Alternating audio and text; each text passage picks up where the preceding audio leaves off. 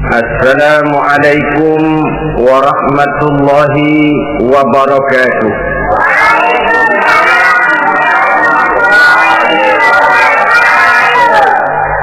Bismillahirrahmanirrahim.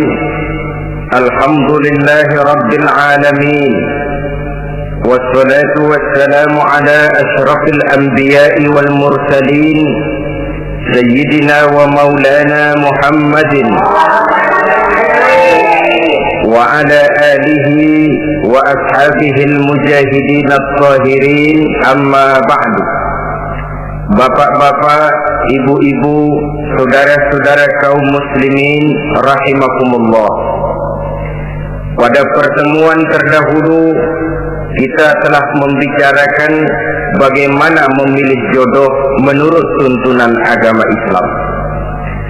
Maka pada pertemuan kali ini pembicaraan akan kita tingkatkan kepada bagaimana membina mahligai rumah tangga bahagia dengan menitik beratkan pembicaraan kepada kewajiban bersama baik sebagai suami maupun sebagai istri.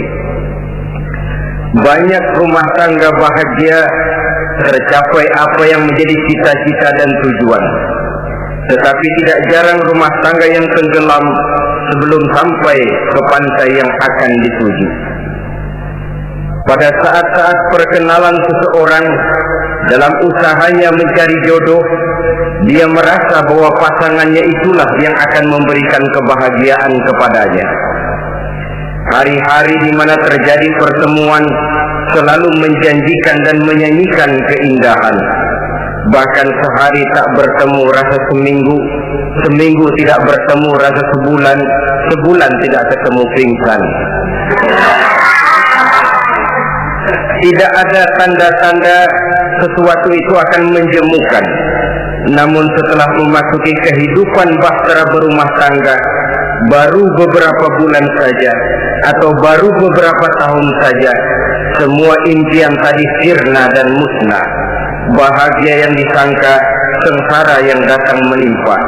Keindahan yang diharap, malah kemalangan yang tumbuh.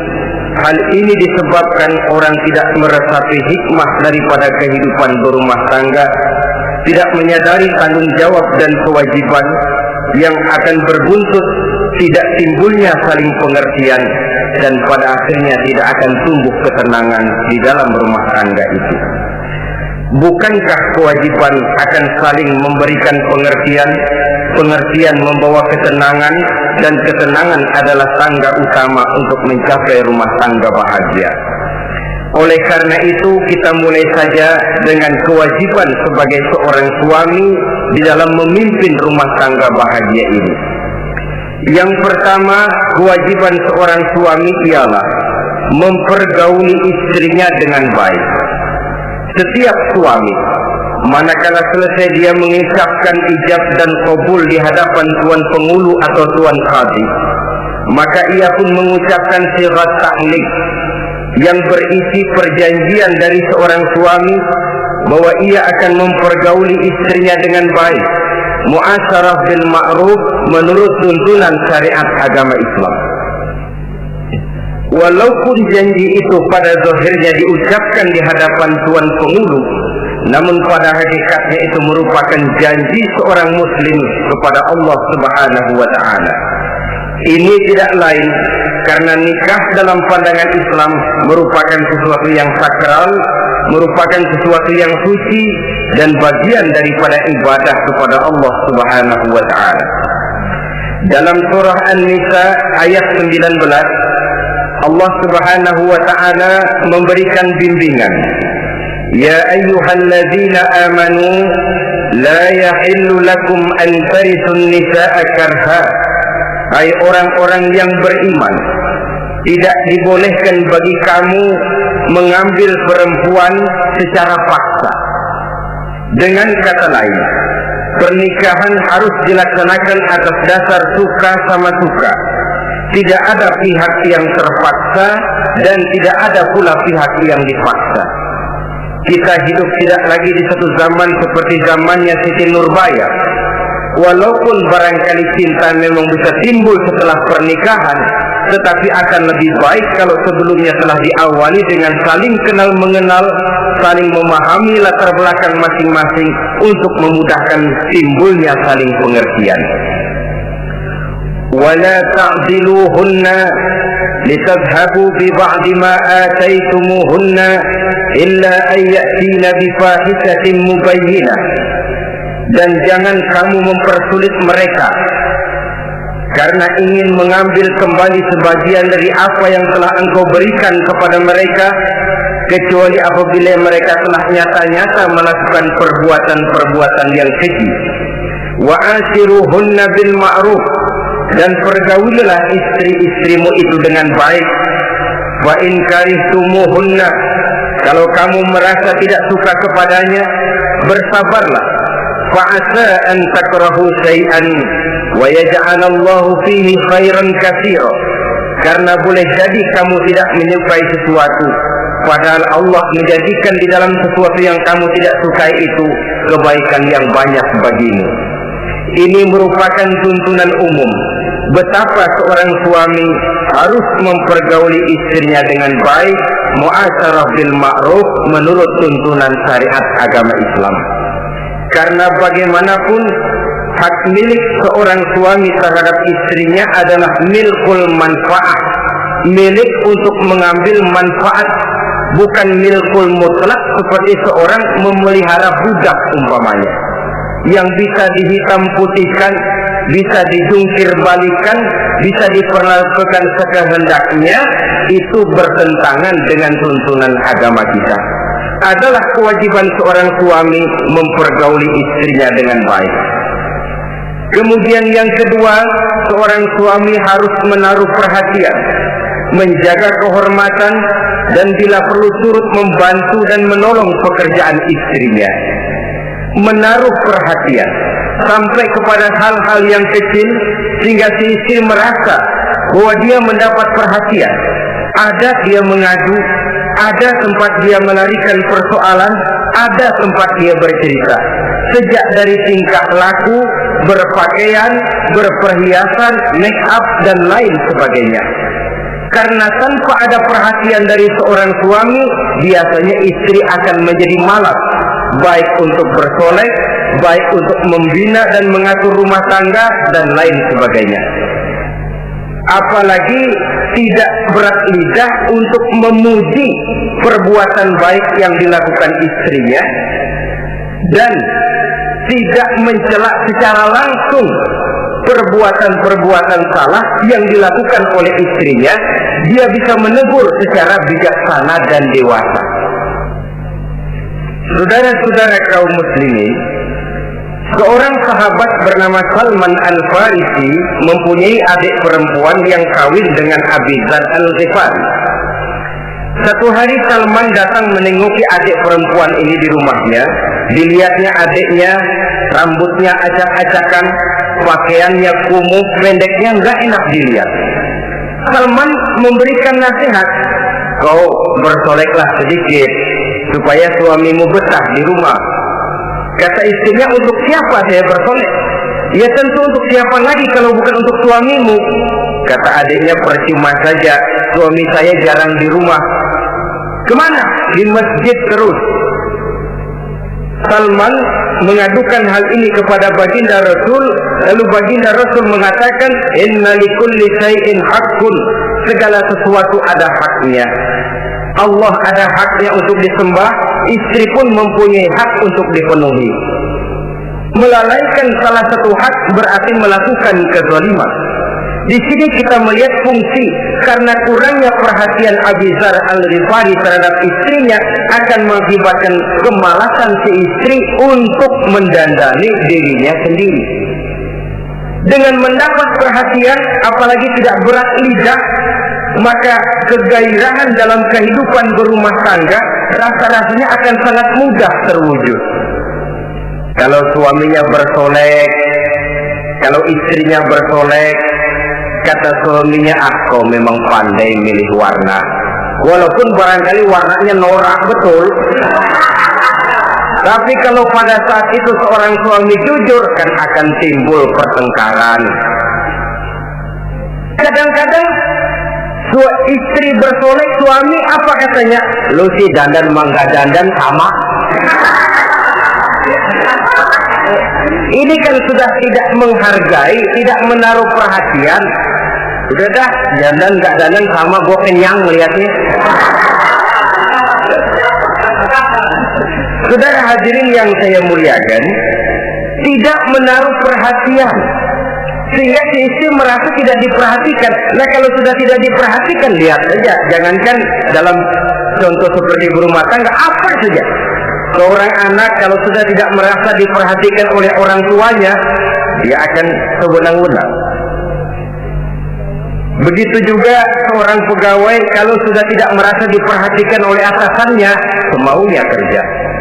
Pun seorang istri kalau dia merasa sudah tidak diperhatikan oleh suaminya, akibatnya dia akan dandan semaunya, dia akan ngurus rumah tangga semaunya, dia akan memasak masakan semaunya. Nah kalau sudah semaunya begini, alamat tidak akan ada keharmonisan di dalam kehidupan rumah tangga itu sendiri. Suami yang baik sangat menaruh perhatian kepada istrinya, dari hal yang kecil sampai pun kepada yang sebesar-besarnya. Tapi tidak berarti nyeleneh. Apa itu nyeleneh? Menaruh perhatian bukan selalu mau ingin tahu. Jangan lantas suaminya yang beliin bedak, suaminya yang beliin. Itu nyeleneh namanya. Overacting, terlalu berlebih-lebihan sampai kepada sesuatu yang tidak pada tempatnya. Di samping menaruh perhatian juga menjaga kehormatan. Dan bila ada waktu, dia turut membantu, menolong pekerjaan daripada istrinya. Bukankah seorang perempuan mau melakukan nikah dengan seorang laki-laki karena dia mendambakan hidup yang bahagia? Terus terang saja kan kadang-kadang istri kita ini lebih banyak borongan. Yang saya maksud borongan artinya ya sebagai istri ya dia, ya nyuci ya dia, ya masak ya dia, ya membersihkan rumah tangga ya dia. Istri borongan. Baiklah kalau barangkali memang kondisi ekonomi kita belum menunjang ke arah sana, walaupun istri berkewajiban untuk taat kepada suami, tetapi adalah wajar suami pun tenggang rasa dan timbang-timbang. Rasulullah saja kadang-kadang dan tidak jarang menjahit bajunya sendiri, memperbaiki kasutnya sendiri. Artinya pada waktu yang terluang dan memang bisa dilakukan, jangan mengandalkan kepada istri. Dengan demikian istri merasa bahwa resiko membina rumah tangga adalah merupakan resiko bersama. Saudara-saudara, yang ketiga, seorang suami yang baik memperhatikan yaitu tidak mengeluarkan kata-kata yang kasar. Sebab apa? Perempuan adalah makhluk yang paling cepat tersinggung. Perasaannya sangat halus. Dan saya kira perempuan itu lebih sakit ditampar dengan bahasa daripada ditampar dengan tangan. Kalau ditampar dia dengan tangan, urusannya paling nangis 2-3 jam sudah sembuh. Tapi ditampar dia dengan kata-kata, ditampar dia dengan omongan, itu sangat menyakitkan hatinya. Seorang suami yang baik tidak mengeluarkan kata-kata yang menyinggung perasaan, kata-kata yang kasar. Dia pandai menggunakan kata-kata yang baik untuk menghidupkan rumah tangganya. Rasulullah seringkali memanggil Siti Aisyah itu dengan Humaira. Humaira dari kalimat ahmar yang kemerah-merahan. Sebab rupanya kulit Siti Aisyah itu kuning kemerah-merahan seperti tomat mengkel. Sehingga panggilannya Ta'ali ya Humaira, kemarilah wahai yang kemerah-merahan. Alangkah indahnya panggilan ini. Kadang-kadang kita mah jujur suami ini. Ketahuan istri bongkok, enak banget bongkok, sini loh.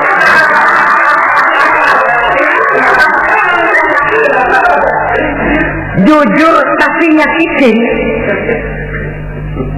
Saudara-saudara, kadang-kadang inilah ya, bahasa perbuatan sangat besar pengaruhnya dalam menciptakan keharmonisan di rumah tangga.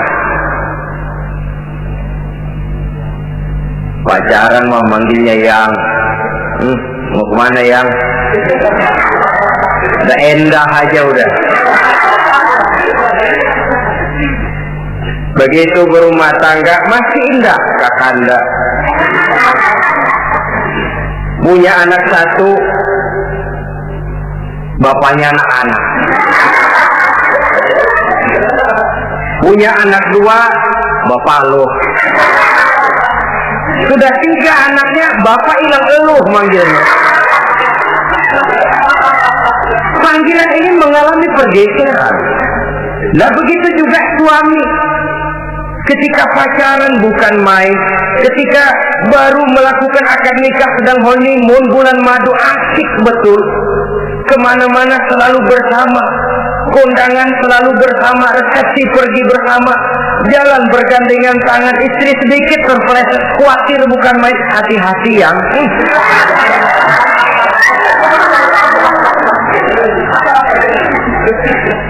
Sudah anak 3, istri ngajak kondangan, kata suami, lo pergi duluan aja dah.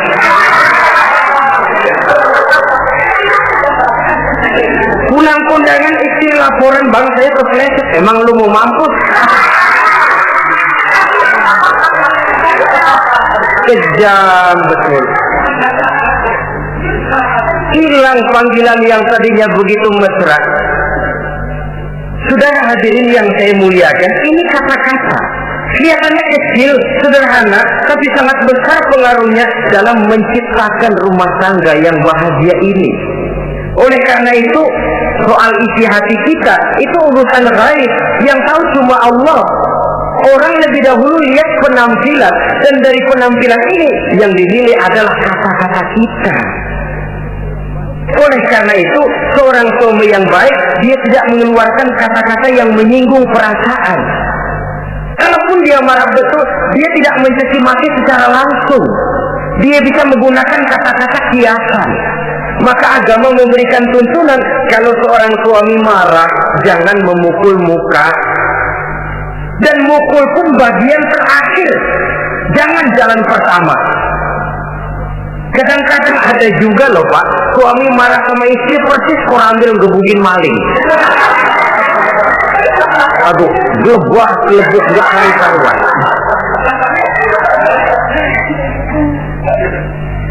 Jangan, kata agama, kalau kau memang ya melihat tingkah laku istrimu yang tidak enak, tegur dengan kata-kata lemah lembut. Lemah lembut tidak bisa, sedikit keras. Sedikit keras masih nekat, bentak. Bentak pun tidak bisa juga, pisah tempat tidur. Pisah tempat tidur masih tidak bisa juga, pukul. Jangan mukanya, bagian lain dari tubuh. Itu pun tujuannya bukan untuk menyakiti, tapi untuk mendidik. Saudara hadirin, misalnya istri tidak sholat, suami tampil, bu sholat, mbok ya malu sama tetangga kalau nggak sholat. Dengan lemah lembut masih tidak kena, besok kencengan dikit ngomongnya. Kemarin kan sudah saya bilangin sholat 2 kali, belum mau juga. Oh sholat jadi, mulai naik tensi omongan. Masih nikah, begini saja. Saya dari kalem sampai bentak udah. Sekarang kamu nggak mau juga sholat, saya mulai nggak enak pikiran. Mulai ntar malam kamu tidur kamar depan, saya kamar belakang. Pisah tempat tidur. Kadang-kadang kan nggak kuat emosi kalau sudah marah sama istri, ngebludak. Kalau istri diusir, sudah pulang ke rumah monyang muzat.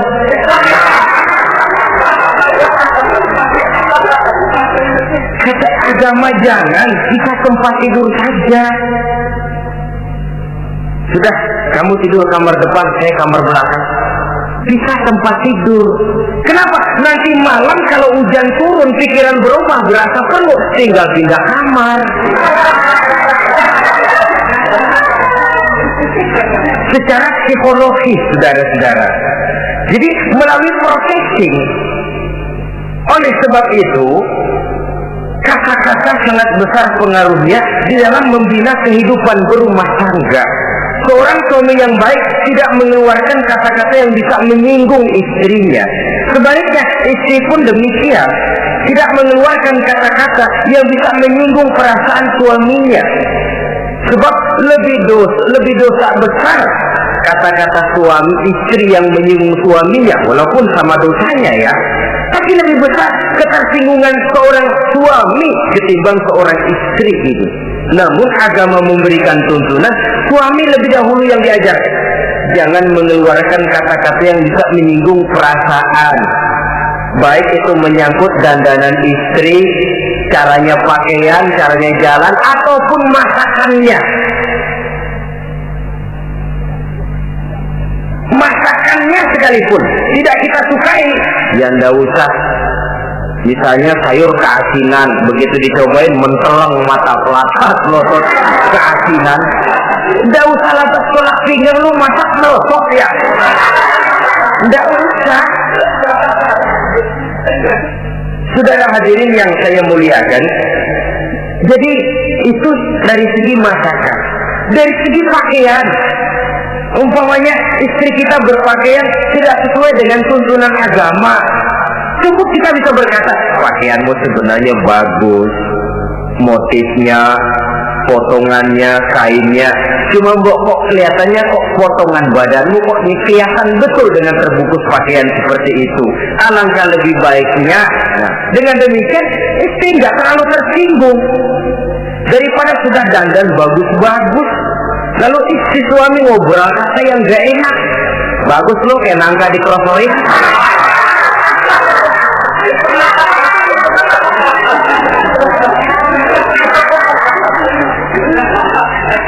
Allahu Akbar. Istri tentu saja tersinggung. Atau dia pakai bedak berlebihan, ya tentu dia pun begitu karena ingin ada kebanggaan, suami jalan dengan dia merasa bangga, tapi over. Bedaknya berlebihan, lipstiknya berlebihan, suami usil, begitu mau berangkat ke undangan istrinya keluar nanya mau main topeng monyet di mana?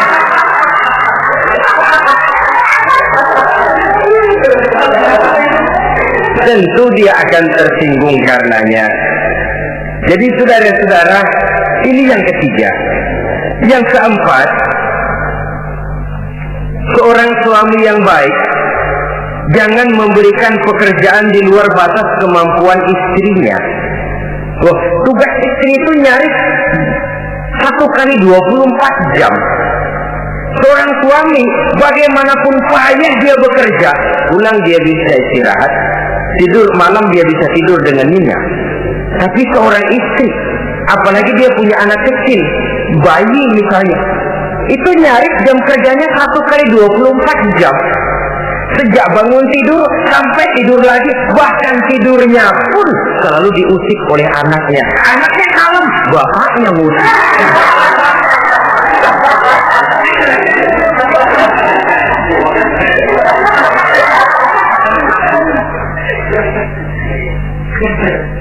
Jadi jangan memberikan pekerjaan di luar batas kemampuan. Kata pepatah, "Iza aradta an tuta'a fasal ma yustata." Apabila kamu ingin ditaati, perintahkan apa yang orang mampu mengerjakan. Jadi kalau kita memerintahkan seseorang untuk melaksanakan sesuatu yang dia jelas tidak mampu, itu artinya sama dengan kita tidak ingin ditaati oleh orang itu. Bukan dia tidak mau taat, jenis pekerjaan yang kita berikan di luar batas kemampuannya. Nah kalau sudah begitu, tentu saja lalu ketaatan akan menurun jadinya. Tadi sudah saya katakan, kadang-kadang istri kita ini istri borongan. Dalam arti, ya dia masak, ya dia nyuci, ya dia ngepel, ya dia ngejemur, ya dia ngetriska. Borongan. Terlalu berat tugasnya. Oleh karena itulah seorang suami yang baik, dia harus tenggang rasa, timbang diri, tidak memberikan pekerjaan yang di luar batas kemampuan daripada istrinya. Kalau tidak mampu karena merasa dimanjakan oleh istri suaminya, karena merasa dapat angin dimanjakan, mestinya mampu, lalu berpura-pura tidak mampu. Apalagi istrinya suaminya sedikit-sedikit mau menolong dia. Dari posisi ini nanti bisa berbalik. Karena terlalu memanjakan istri bisa membeludak. Akhirnya suami yang nyuci, suami yang ngerisa, istri tidur. Walaupun tentu saja tidak jelek, tetapi itu sudah overacting namanya. Saudara hadirin yang saya muliakan, itu yang keempat. Yang kelima, kewajiban seorang suami yang baik, ia mencukupkan belanja rumah tangga. Cukup itu relatif. Cukup menurut ukuran standar kemampuan kita. Sebab kemauan kita mungkin tidak terbatas, tapi kemampuan kita yang terbatas. Kalau kemampuan ini bisa kita ukur dengan kemampuan, insya Allah kita cukup. Dan pernah saya katakan, orang kaya adalah orang yang hidupnya paling cukup. Salah kalau kita berkata orang kaya itu yang rumahnya gedung bertingkat. Tidak betul orang kaya itu yang mobilnya 5, yang gajinya jutaan, yang kebunnya lebar, yang pabriknya luas. Tidak. Orang kaya, orang yang hidupnya cukup. Orang miskin, orang yang selalu merasa kurang. Jadi kalau ingin jadi orang kaya, resepnya gampang sekali. Cukup dengan apa yang diberikan Allah, kita sudah kaya. Tapi kalau ingin miskin, maka bukalah mata selebar-lebarnya. Bagaimanapun banyak nikmat Allah diberikan kepada kita, tidak pernah ada rasa cukupnya. Dikala itu akan tertanam sifat kemiskinan dalam diri. Maka ukuran cukup ini yang relatif.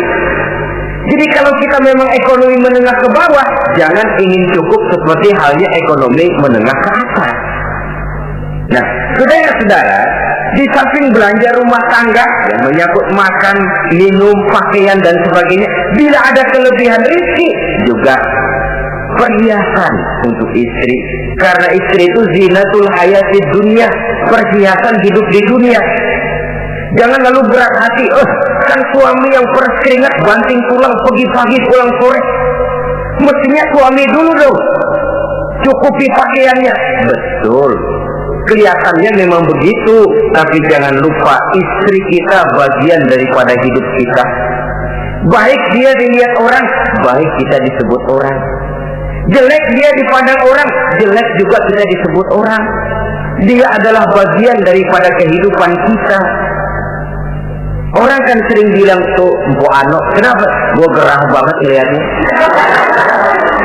Emang kenapa? Emang kenapa dia? Ke pasar pakai utang doang.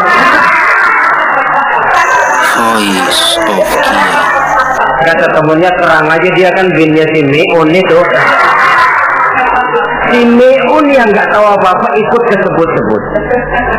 Istri adalah bagian daripada kehidupan kita. Zalim seorang suami mentang-mentang dia merasa dia yang cari duit, lalu buat dirinya dia beli pakaian yang mahal-mahal. Istrinya cuma nggak karung doang dipakai. Istri adalah bagian daripada hidup kita. Baik dia dilihat orang, baik kita disebut orang. Jelek dia dilihat orang, akan jelek juga kita jadi pembicaraan orang. Ini tidak lain karena dia merupakan perhiasan bagi suami dan bagian daripada kehidupan seorang suami.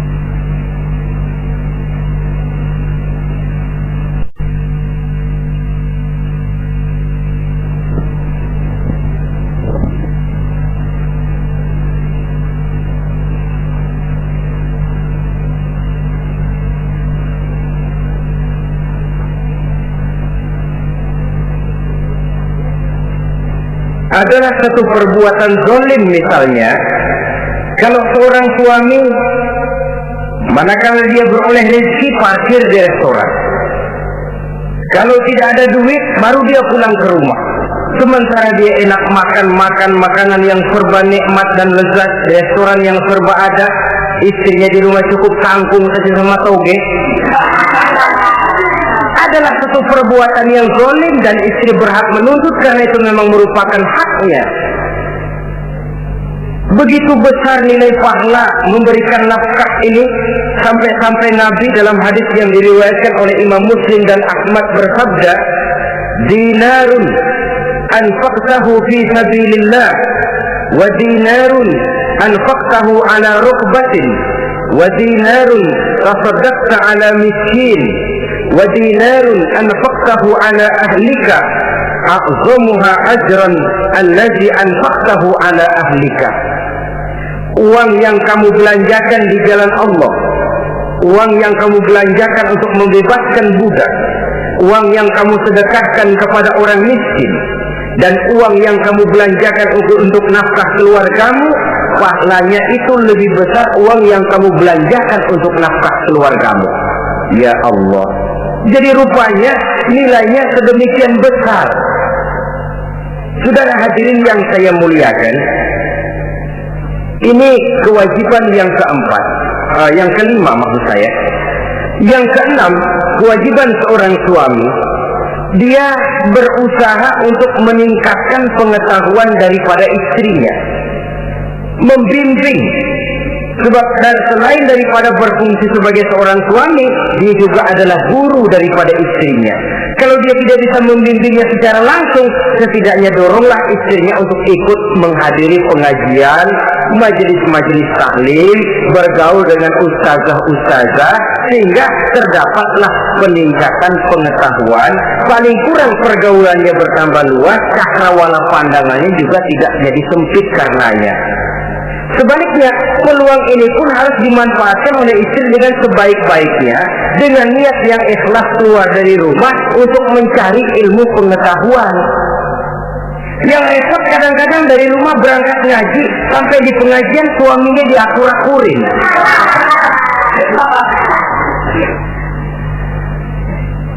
Atau tetangganya jadi bahan gunjingan. Ngajinya cuma setengah jam, ngomongin orangnya sejam setengah. Ini malaikat bingung, kacau amat ya orang. Ini yang kadang-kadang menimbulkan hal-hal yang negatif, padahal keluarnya dari majelis taklim, keluarnya dari pengajian.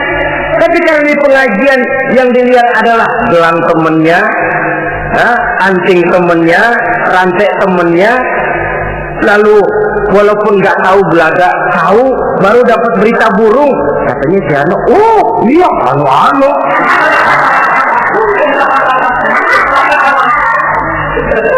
Saudara hadirin yang saya muliakan, akhirnya nanti kan suami jadi pegel. Lu kok disuruh ngaji bukan mikir benar, pulang malah gua digonggong-gonggong minta gelang, bagaimana? Rupanya tidak memanfaatkan peluang yang diberikan itu seperti yang seharusnya. Jadi kalau memang seorang suami tidak bisa membimbing istrinya dalam arti meningkatkan ilmu pengetahuannya, doronglah dia, berikan kesempatan untuk menghadiri pengajian, majelis-majelis taklim yang akan lebih membuka nuansa pergaulan, lebih meluaskan pandangannya, dan ada refreshing. Nah, ini penting. Apakah kita suami ini pernah membayangkan bagaimana kalau kita 1 kali 24 jam mesti ada di rumah saja, tiap hari menghadapi yang itu juga? Apa tidak timbul kejenuhan? Kalau kita begitu, apa istri kita juga tidak begitu? Karena itu sangat bijaksana kalau ada waktu luang, boya ajaklah istri dan anak-anak makan di rumah makan. Kalau ada kelebihan rezeki loh ini ya. Tapi jangan maksa-maksa karena terlalu ingin lalu ngutang dulu sama temen. Itu juga nggak betul. Niatnya baik, cuma ngutangnya itu nanti yang jadi nggak betul. Ya, refreshing, relax, santai. Apa itu ke Taman Safari, apa itu ke Bogor, supaya istri ini merasa ada selingan dalam hidup, tidak jenuh, tidak monoton. So kalau dia jenuh, akhirnya kan, wah ublek-ublek di depan dapur mulu.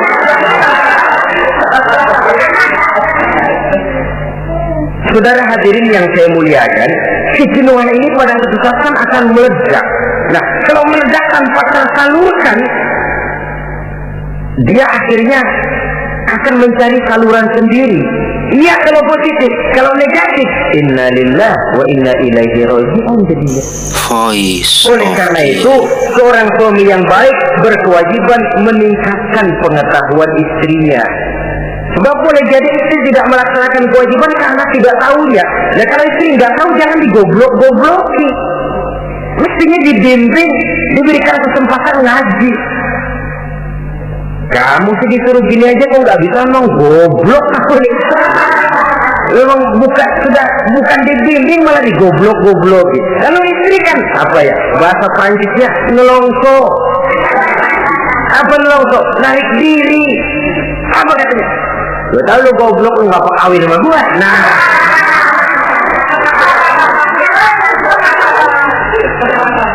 Aku pernah kata yang lebih nggak enak. Gue digoblok-goblokin juga, dipakai juga. Nah.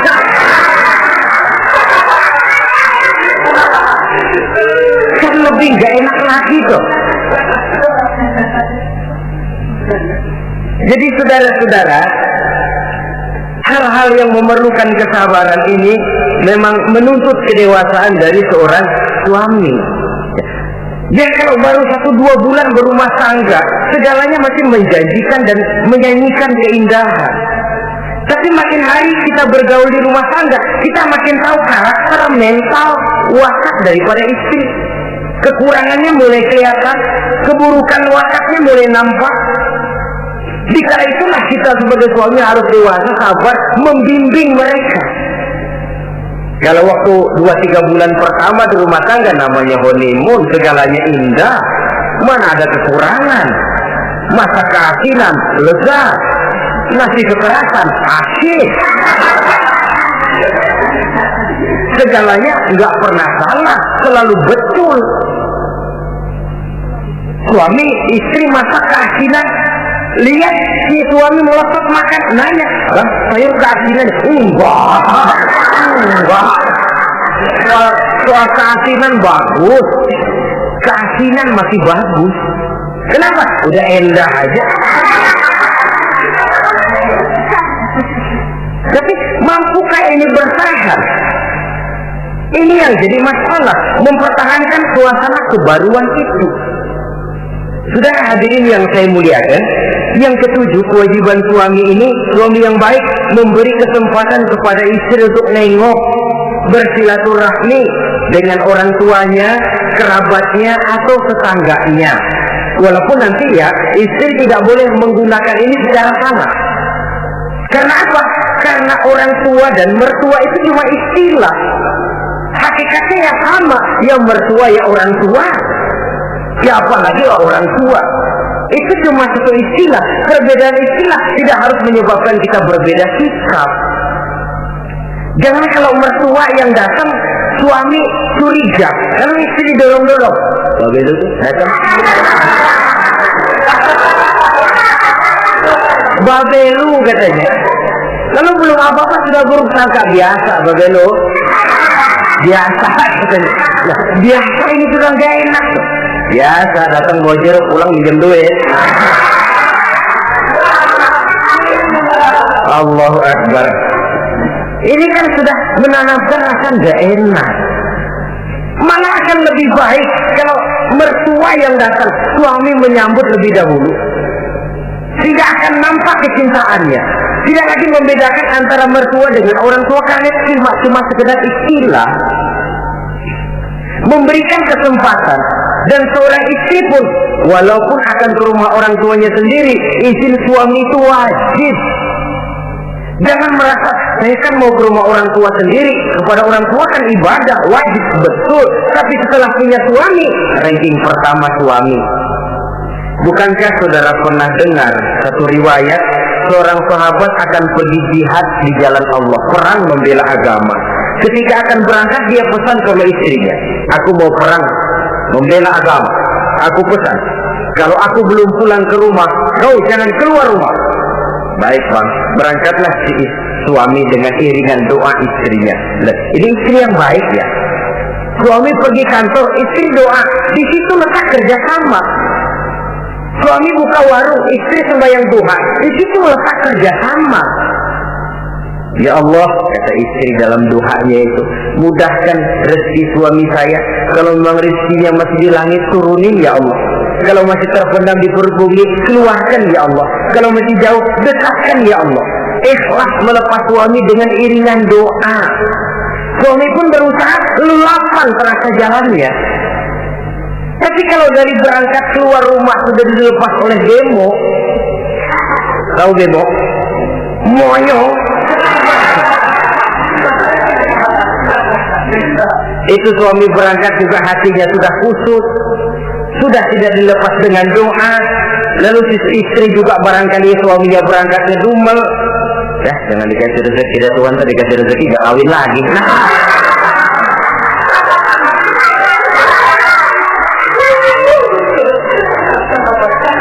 Kalau sudah semacam ini yang terjadi, bukankah masing-masing yang berangkat pikiran kusut, yang melepas pun pikiran gak enak jadinya. Di situ letak kerjasama. Saudara hadirin, setelah suaminya ini pergi, datang utusan dari orang tua si istri tadi. Assalamualaikum Bu. Waalaikumsalam. Ada apa? Orang tua ibu sakit keras, ibu diminta datang. Ya Allah, suami saya baru saja berangkat. Istri suami saya bilang kalau dia belum pulang perang, saya nggak boleh keluar dari rumah. Tolong sampaikan maaf saya kepada orang tua saya belum bisa datang karena suami saya pesan begitu. Pulang putusan ini. Besok balik lagi. Gimana? Aduh Bu, orang tua ibu makin parah. Kelihatannya nggak ada harapan datang dah sebelum menghembuskan nafas yang terakhir. Suami saya belum pulang. Saya nggak berani keluar rumah sebab begitu pesannya. Sudah, pulang saja. Saya ikut doa mudah-mudahan orang tua cepat sembuh. Besoknya hari ketiga utusan ini datang lagi. Bagaimana? Sudah meninggal Bu. Barangkali sebelum dikubur ibu masih mau ketemu. Maaf saja. Bagaimanapun berat hati saya, suami saya belum pulang. Pesannya tadi begitu. Ini rupanya utusan kesel. Ini orang tua sendiri gini-gini amat. Lalu lapor kepada baginda Rasul. Apa jawab beliau? Baginda Rasul malah berkata, dosa orang tua yang meninggal ini sudah diampuni oleh Allah karena dia mempunyai anak perempuan yang begitu taat kepada suaminya. Allah Akbar. Jadi ketaatannya kepada suaminya ini diberikan satu ganjaran oleh Allah, mengampuni dosa orang tuanya yang sudah meninggal ini. Jadi jangan merasa mentang-mentang mau ke rumah orang tua sendiri selonong boy. Selonong boy, masa bodoh laki mau tahu nggak tahu, pokoknya gua ke rumah orang tua gua sendiri. Jangan lupa setelah berumah tangga, ranking urutan pertama suami, setelah itu barulah orang tua. Saudara hadirin yang saya muliakan, begitu juga istri yang baik mendapat izin dari suaminya. Bu, tolong ambilin uang di dompet. Sudah izin. Istri yang baik, dompetnya dibawain. Ini saja Bang, ambil sendiri. Nanti saya ambil 10.000, merasa kurang 20.000, lagi ambil saja sendirilah.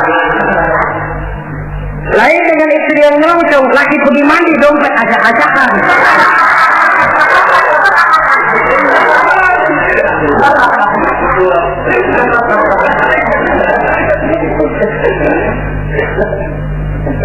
Saudara hadirin yang saya muliakan, baik silaturahmi itu kepada orang tua atau kerabat, famili, andai tolan, keluarga lain, ataupun tetangga. Tetangga itu perlu sepanjang dia menghasilkan nilai-nilai positif, karena memang kita makhluk bermasyarakat. Yang tidak boleh kalau dengan bertetangga itu lalu menghasilkan hal-hal yang negatif. Saudara hadirin yang ke-8, seorang suami yang baik wajib bersikap lapang dada dan sabar menghadapi kekurangan-kekurangan yang ada pada istrinya. Lapang dada dan sabar, sebab memang membangun manusia itu lebih sulit dari membangun jembatan. Kalau memperbaiki jembatan mungkin seminggu 2 minggu selesai, tapi memperbaiki watak seseorang memerlukan waktu lama. Prosesnya diperlukan kesabaran, sikap lapang dada dan sebagainya. Seorang suami harus bersikap lapang dada dan sabar menghadapi kekurangan-kekurangan yang ada pada istrinya. Dan kekurangan-kekurangan itu tidak lalu dia ceritakan kepada yang lain. Kan ada tuh kadang-kadang suami kalau ngobrol sama temennya kekurangan istrinya jadi topik diskusi. Ini gue payah banget dah. Lu nggak ada yang nanya istrinya dipayahin di mana-mana. Kayaknya nggak malu. Mengorek air sendiri kan menepuk air di dulang toh itu artinya. Kalau aib istri kita ceritakan di mana-mana, bukankah artinya kita juga menceritakan aib kita sendiri? Karena istri bagian daripada kehidupan kita. Sebagaimanapun seorang istri tidak wajar menceritakan aib dan kekurangan suaminya di mana-mana. Malah dia harus menutupi. Malah kelemahan-kelemahan dan kekurangan suaminya harus dia jaga. Dia tetap bangga. Di mata saya suami saya adalah Arjuna yang tidak punya kekurangan apa-apa. Kalaupun orang bawakan berita, tidak betul itu. Walaupun hatinya panas, tapi dia masih bisa menunjukkan wajah yang sejuk, senyum dalam hati yang panas. Sebab saudara-saudara, apabila kita tidak punya filter, ini kadang-kadang kita mau tenang, kita bisa dibakar oleh yang lain. Tapi kalau ada filter, kita bisa menyaring, boya masa iya. Sehingga dengan demikian, sikap lapang dada dan kesabaran ini, walaupun diutamakan adalah merupakan kewajiban suami, juga sekaligus merupakan imbangan daripada si istri. Nah, kemudian yang ke-9, seorang suami wajib berpenampilan bersih dan rapi di hadapan istrinya. Hingga tanpa anggun. Anggun ini lalu menimbulkan wibawa. Nah, dari wibawa lahir rasa hormat. Tapi kalau suami di depan istrinya kelihatan butut, rebek, jelek, belek,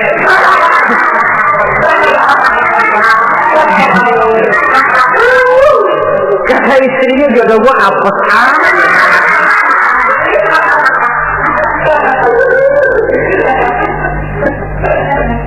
tidak akan timbul kewibawaan. Nah kalau sudah tidak timbul wibawa, dia bagaimana si istri itu akan merasa dia wajib taat kepada suami. Saudara hadirin yang saya muliakan, jadi ternyata penampilan bukan cuma kewajiban istri, seorang suami juga harus mengimbangi itu.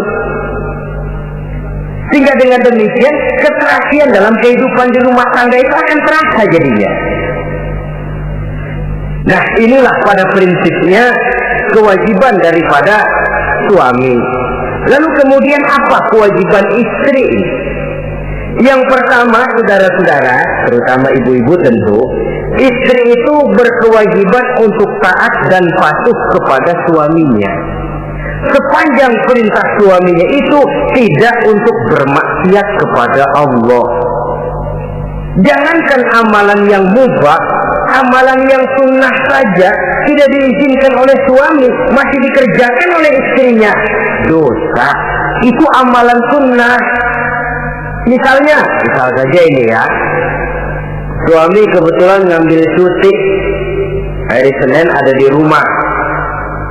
Begitu malam Senin, kata si istri, bang, besok kan hari Senin saya mau puasa sunnah, karena istrinya santri biasa puasa Senin Kemis. Kata suaminya, lu tega amat, gua tumben perek Senin. Senin ada di rumah lalu mau puasa, gua lu suruh ngapain? Umpamanya lo ya, umpama.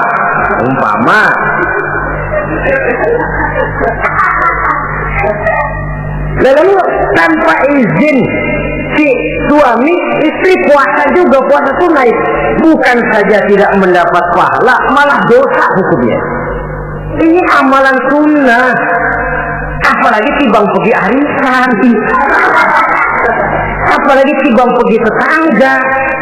Amalan sunnah tidak mendapat izin daripada si suami, dosa untuk dikerjakan. Dengan pertimbangan tadi, ya tumben cuti hari Senin, istri dadakan puasa, lah suami nganggur total.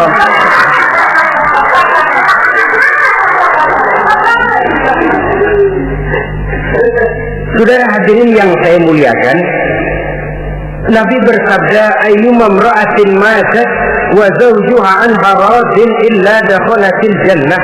Apabila seorang istri, seorang perempuan meninggal dunia, suaminya ridho kepadanya, maka perempuan itu pasti masuk surga.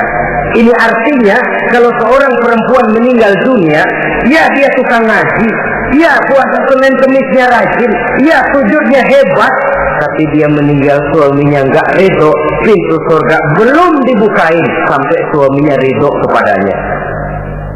Ini begitu besar kewajiban untuk taat. Nah, di sini suami wajib ngimbangi. Jangan mentang-mentang istri wajib taat, lalu suami overacting, kerjanya cuma tulak pinggang sama nunjuk. Lo kalau gue bilang nyungsep, ya enggak. Contoh dari baginda Nabi tadi sendiri kok, beliau itu menjahit bajunya, memperbaiki kasusnya. Yang bisa ia kerjakan, nggak usah ngandeli. Saudara hadirin, yang kedua, seorang istri berkewajiban untuk memperlihatkan budi pekerti yang baik kepada suaminya. Nah, budi pekerti itu yang baik yang bagaimana? Yang diisyaratkan oleh Nabi. Apa kata beliau? Khairun nisa, perempuan yang baik ialah man sarratka iza absorta, yaitu yang mengembirakan kamu apabila kamu memandang kepadanya. Satu, ini termasuk budi pekerti yang baik. Apabila dipandang oleh suaminya, dia pandai menyenangkan, menggembirakan hati suaminya. Jadi, tolong ibu-ibu, jadilah istri yang siap pakai. Nah, itu tuh. Itu istilahnya, anytime already, standby. Ya. Apabila dipandang, dia sanggup menggembirakan hati suaminya. Suami pulang dari pasar dagang rugi, istrinya tampil. Itulah bang romantikanya dagang. Mboya sekali-sekali rugi, apa mboya selalu untung. Gelombang laut saja pasang surut. Lah suami kan merasa ada air penyejuk. Ini termasuk menggembirakan. Jangan suami sudah pulang dari pasar rugi, miko panjang, ngos-ngosan ke rumah istri keramah. Lasar lu laki goblok. Dagang pakai rugi. Ini kan suami sudah di pasar rugi, sampai rumah digoblok-goblokin. Nah itu nanti ya efeknya, suami itu kalau sudah istri nggak menyenangkan hatinya di rumah, si suami itu kena penyakit yang istilah sekarang ini penyakit broken home. Nah penyakit nggak betah di rumah. Mestinya dia kumpul di rumah, dadakan di pos ansik dia kongkok. Sampai subuh lagi, sampai subuh. Sampai subuh. Saudara hadirin yang saya muliakan, pandai menggembirakan, menjadi penghibur. Usaha suami gagal, dagangnya rugi, gairahnya bekerja menurun, di saat itu istri tampil jadi pengimbang yang baik. Sehingga dengan demikian istri suami lalu merasa ada sedikit air penyejuk. Apabila dipandang, dia pandai menyenangkan hati suaminya.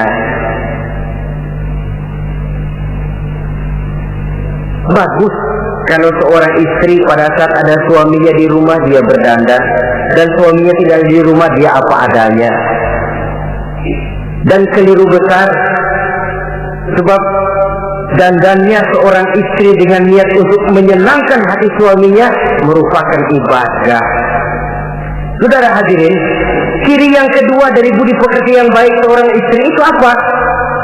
Wa tuti'aka iza amarta. Kalau diperintah, dia taat kepadamu. Diperintah, dia taat sepanjang perintah itu tidak untuk bermaksiat kepada Allah. Yang ketiga lagi cirinya watahfazu ghibataka fi nafsiha wa malika. Dia dapat menjaga diri baik pada waktu kamu tidak ada, baik menjaga dirinya sendiri ataupun menjaga hartamu. Tidak menggunakan kesempitan di dalam kesempitan. Ini ciri dari budi pekerti. Yang ketiga, sekarang kewajiban seorang istri dapat mengatur rumah tangga dengan baik dan rapi. Mengatur rumah tangga itu kan tidak perlu biaya yang mahal-mahal. Asal ditempatkan pada tempat yang rapi, komposisi warna yang cocok, tidak perlu perhiasan yang mewah-mewah. Orang lalu terkesan rumahnya ini sejuk ya. Kenapa? Tata ruangannya kok enak dilihat, apik. Enggak karena mentang-mentang semua kepengen dilihat orang, semua ditaruh di ruang tamu. Sampai tempayan piring naik ke ruang tamu semua. Walaupun mahal, tapi kalau tidak pada tempatnya kan orang lalu ini kok terlalu amat ya. Dapat menata, dan menata ini tentu karena pergaulan.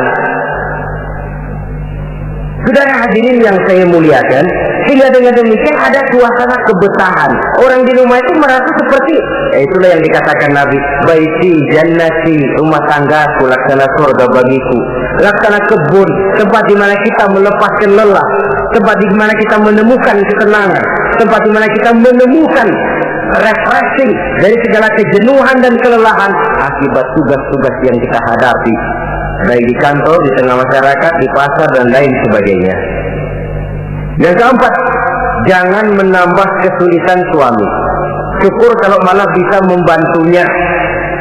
Bahwa ada seorang istri yang bekerja, itu bagus. Asal bisa menjaga diri dan bisa menjaga kepercayaan dan kehormatan daripada suaminya. Dan suami pun yakin bahwa jenis pekerjaan yang dikerjakan oleh istrinya itu tidak bertentangan dengan agama.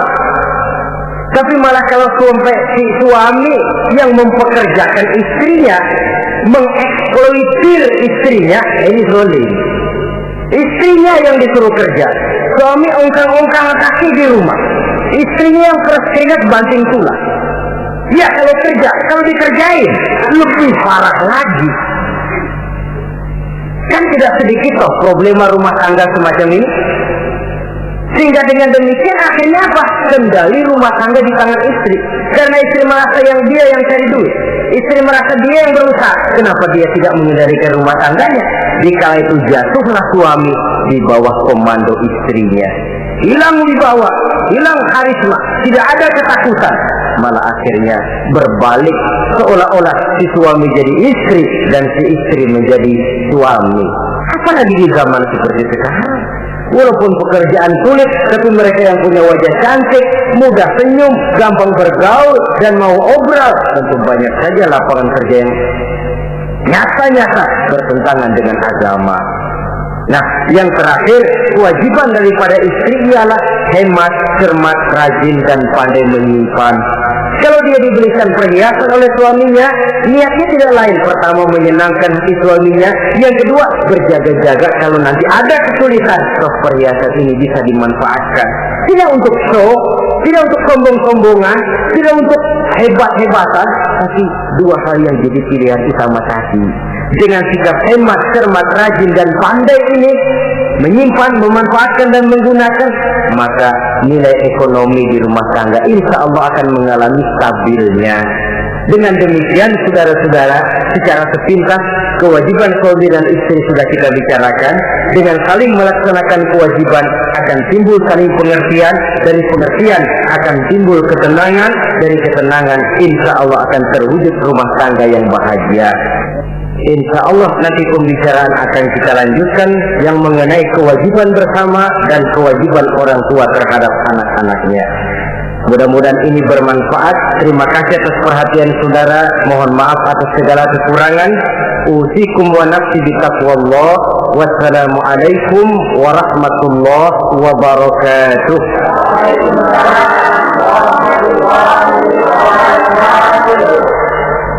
Voice of Kiai.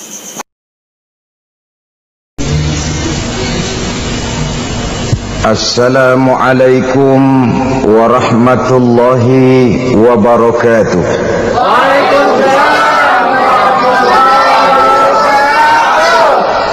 Bismillahirrahmanirrahim. Alhamdulillahi rabbil alamin.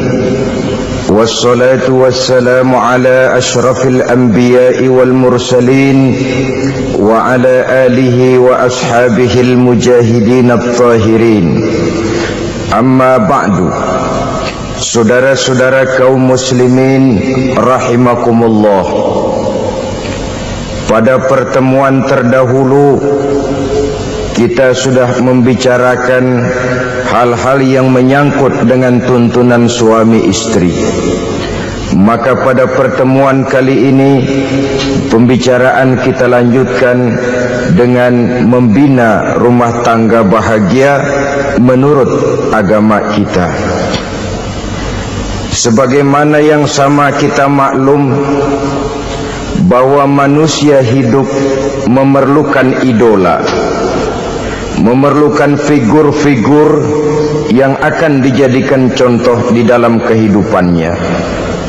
Sifat ini dinamakan hubbut taklid atau kecenderungan untuk meniru, dan nampak lebih menonjol pada kehidupan anak-anak remaja atau para pemuda. Siapa yang menjadi idolanya, siapa yang menjadi sentral figur dalam kehidupannya, itulah yang akan dijadikannya sebagai contoh. Kalau idolanya adalah Mick Jagger misalnya, maka tentu yang akan dicontohnya adalah Mick Jagger. Mulai gaya rambutnya, gaya pakaiannya, sampai kepada gaya jalan dan hidupnya. Soal pantas atau tidak pantas urusan nomor 16. Yang penting nyontoh dulu. Inilah kecenderungan daripada manusia. Bagi kita umat Islam, contoh ideal, figur sentral yang sepatutnya jadi idola tidak lain adalah junjungan kita Nabi besar Muhammad sallallahu alaihi wasallam. Beliau menjadi contoh dan panutan oleh karena kepribadiannya yang kompleks. Sejak dari seorang pemimpin negara yang adil sampai kepada seorang jenderal yang gagah berani di medan perang, sampai kepada seorang diplomat yang ulung, pedagang yang jujur, suami yang bertanggung jawab, ayah yang penuh kasih sayang dengan anak-anaknya, dan di dalam keseluruhannya beliau merupakan uswatun hasanah. Termasuk dalam membina rumah tangga bahagia, contoh kita tidak lain adalah rumah tangga beliau. Bagaimana sih rumah tangga Nabi kita itu? Beliau berkata dalam dua kalimat yang singkat tapi punya pengertian yang sangat luas dan dalam tentang rumah tangganya. Beliau mengatakan, baiti jannati, rumah tanggaku adalah sorga bagiku. Satu cerminan yang merupakan refleksi dari keadaan yang membawa kebahagiaan. Padahal sepanjang sejarah yang kita baca, rumah beliau kecil saja. Sarapan pagi pun cuma seteguk air zam-zam, sepotong roti, kadang-kadang sebutir korma. Tidurnya di atas kain kasar yang separuh jadi selimut, separuh jadi alas tidur. Tetapi di tengah kondisi yang semacam itu, beliau sanggup berkata, baiti jannati, rumah tanggaku adalah surga bagiku. Kenapa kita yang hidup di zaman sekarang, di mana fasilitas sesungguhnya serba lebih menunjang untuk berkata semacam itu, malah kita berkata sebaliknya, baiti nari, rumahku adalah laksana neraka bagiku.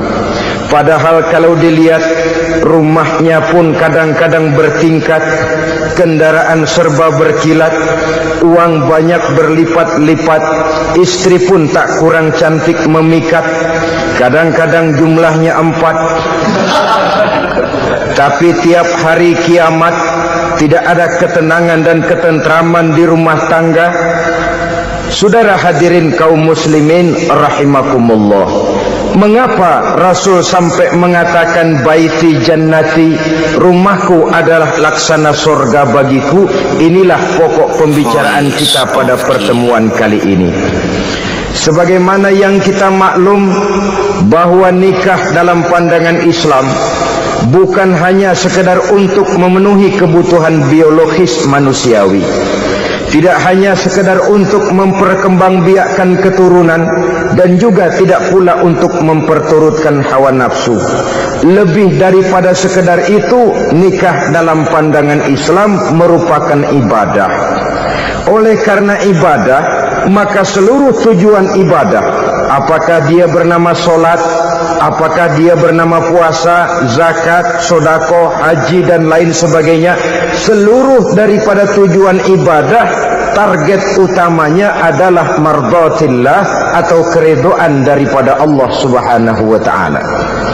Kalau nikah itu ibadah, maka sesungguhnya tujuan utama dari pelaksanaan suatu pernikahan tidak lain hanya untuk mencari keridhaan dari Allah Subhanahu wa ta'ala. Bukankah kalau kita tanya tiap orang yang melakukan nikah, kenapa sih kamu nikah dengan dia? Jawabannya bisa macam-macam. Yang umum, karena saya cinta dia. Ada yang berkata, karena saya ingin mendapat ketenangan hidup. Ada yang bilang, karena saya ingin hidup teratur. Ada yang mengakui, karena saya ingin dapat keturunan dan lain sebagainya. Tetapi sesungguhnya menurut ajaran agama, kalau nikah merupakan ibadah, jawaban intinya ialah saya melakukan nikah untuk mencari keridhaan dari Allah Subhanahu wa ta'ala. Ini konsekuensinya kalau nikah merupakan bagian daripada ibadah. Rumah tangga yang didirikan atas dasar mencari keridhaan Allah, maka akan diwarnai oleh nilai-nilai luhur daripada ajaran agama. Tanpa harta orang memang sulit untuk bahagia, tapi harta bukan jaminan orang lalu akan bahagia. Harta pada suatu saat akan berakhir, kecantikan akan berkurang, pangkat dan jabatan akan sampai kepada batasnya. Tetapi agama, keyakinan, nilai-nilai iman, itulah pegangan kita yang kekal dan abadi. Sebab itu dalam surah Ar-Rum ayat ke-21 Allah Subhanahu wa ta'ala menjelaskan, wa min ayatihi an khalaqalakum min anfusikum azwajan litaskunu ilaiha wa ja'ala bainakum mawaddatan wa rahmah.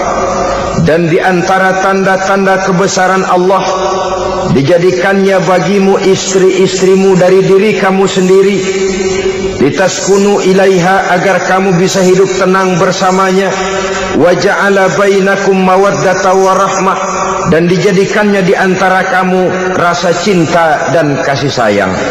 Umumnya pernikahan terjadi karena mawaddatan warahmah ini, cinta dan kasih sayang. Atas dua dasar itulah rumah tangga didirikan orang. Atas dasar itulah seorang laki-laki dan seorang perempuan memadu janji untuk membagi suka dan duka dalam hidup ini secara bersama-sama. Namun kalau kita renungi ayat ini, Allah tidak hanya menjadikan cinta, tapi Allah juga menjadikan kasih sayang. Apa bedanya cinta dan kasih sayang? Apa bedanya mawaddatan warahmah ini? Saudara, mawaddah yang artinya cinta, itu sasarannya biasanya adalah jasmani, kecenderungan biologis. Itu akan berakhir. Orang yang mendirikan rumah tangga cuma karena kecenderungan biologis, cuma karena rasa cinta semata-mata, cinta biasanya terkait kepada keindahan. Betul apa benar?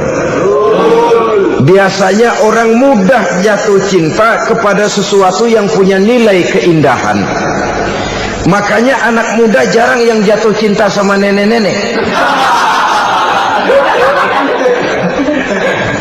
Cinta selalu memandang segi keindahannya. Ini yang namanya mawaddah. Allah tidak mengingkari itu, silakan. Bahwa manusia secara naluri senang kepada serba keindahan, wajar-wajar saja. Tetapi tidak cuma mawaddah, Allah juga menciptakan rahmah, kasih sayang. Mawaddah mungkin ada akhirnya, tapi rahmah tidak akan pernah ada akhirnya. Kalau mawaddah adalah berkecenderungan kepada biologis, jasmaniah, maka rahmah kecenderungan kepada nilai-nilai rohani. kepribadian, kejiwaan, dan lain sebagainya. Dikala pernikahan di bawah umur 40 tahun, mungkin masih banyak mawaddahnya, rasa cintanya. Tapi 40 bahkan 50 tahun ke atas, rasanya orang berumah tangga kalau sudah 50 tahun ke atas itu lebih banyak kasih sayangnya ketimbang cinta-cintaannya. Kalau satu rumah tangga hanya didirikan atas dasar mawaddah saja, atas dasar cinta saja, padahal cinta itu terpaut kepada hal-hal keindahan, keindahan satu saat akan menurun. Ya, tentu sebagaimana yang kita maklum bersama-sama, belum punya anak memang cantik. Sudah punya anak, kecantikan mulai menurun. Punya anak 2, kulit mulai mengkerut. Punya anak 3, onderdil mulai dol. Punya anak 4, apalagi tidak pandai merawat diri, persis dompet tanggung bulan.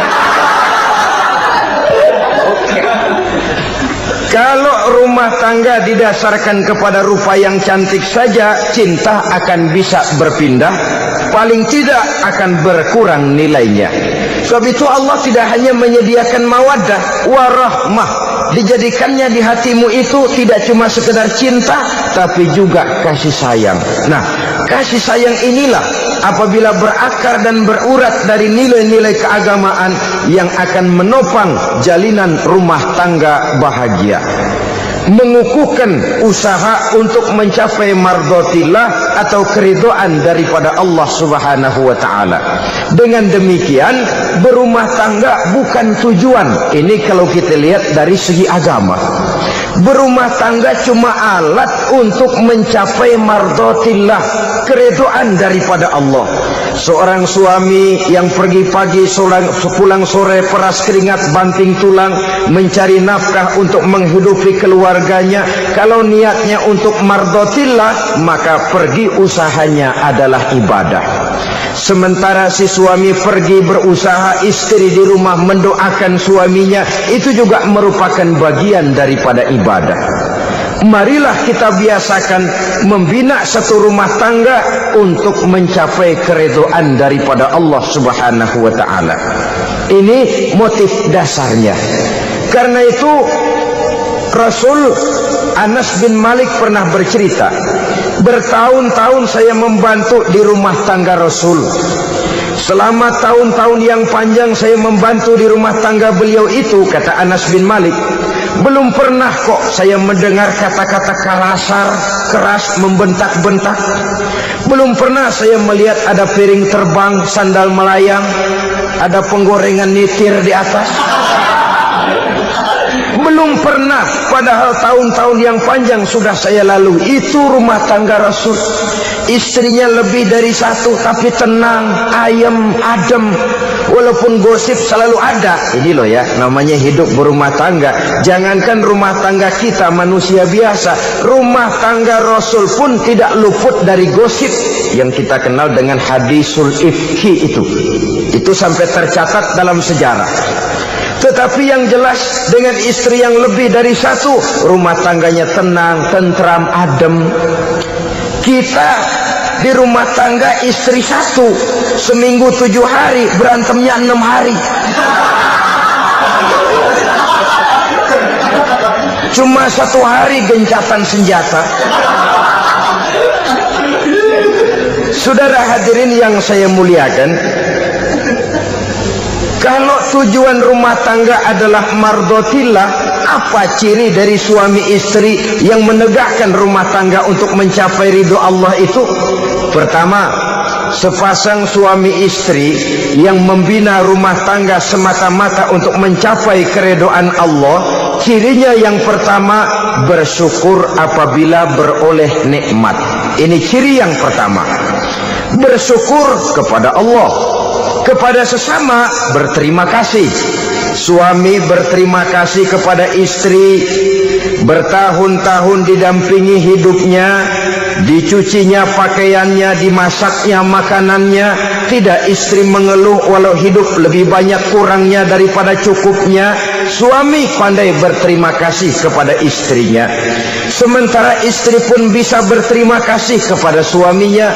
Bertahun-tahun suami peras keringat, banting tulang mencari nafkah, menjadi palang dada terdepan apabila ada masalah-masalah yang besar. Kedua-duanya lalu punya timbangan. Nah inilah ya, saya pesan kepada suami, kepada para suami, kepada para istri, supaya di rumah ada timbangan. Perlunya apa? Kalau pada suatu saat istri kita salah, suami cepat-cepat ambil timbangan, lalu ditimbang mana yang lebih berat, salahnya atau dosanya, benarnya atau kesalahannya. Ini istri saya jasanya begini, lalu jasanya begini, salahnya ini. Mana yang lebih besar, jasanya atau salahnya? Dengan adanya timbangan, maka keputusan akan objektif. Tapi kalau timbangannya emosi, salah sedikit saja sudah main bentak, main usir, akhirnya keputusan akan mendatangkan kerugian. Sebaliknya, kalau suami yang salah, istri ambil timbangan, ditimbang mana lebih besar, jasanya atau salahnya. Jangan sampai nanti terjadi pepatah, panas setahun habis dihapus oleh hujan satu hari. Jasa istri yang puluhan tahun hapus oleh kesalahannya yang sedikit, atau jasa suami yang bertahun-tahun hapus oleh kesalahannya yang sebenarnya tidak seberapa. Akibat apa itu terjadi? Karena tidak adanya timbangan. Dari rasa bersyukur dan dari rasa berterima kasih ini, saudara-saudara, akan timbullah sifat saling menghargai. Suami menghargai istri, istri pun menghargai suami. Istiqomah, dikasih uang 5.000 senyum, dikasih uang 500 senyum. Itu namanya istri yang pandai bersyukur. Kalau tidak, 5.000 nyengir, 500 manyun. Tahu manyun? Kayak bemo nyari setoran, monyong saja. Ada sikap istiqomah di dalam membina kehidupan berumah tangga ini. Lalu mengerti posisi suami, ini termasuk tanda berterima kasih. Suami saya itu kerjanya apa, golongannya apa, gajinya sebulan berapa. Atas dasar itu, lalu istri menjadi istri yang tahu diri. Walaupun suami harus menyenangkan istri, istri pun hendaknya nimbang, tahu batas kemampuan suami. Kemauan mungkin tidak terbatas, tapi kemampuan sangat terbatas. Kalau suami pegawai kecil, ya mintalah yang kecil-kecil. Kalau suami pegawai rendah, mintalah yang sesuai dengan kemampuannya. Jangan suami gajinya cuma 50.000 sebulan, istri menuntut minta dibeliin gelang yang kayak pelek becak. Tentu sudah overacting namanya.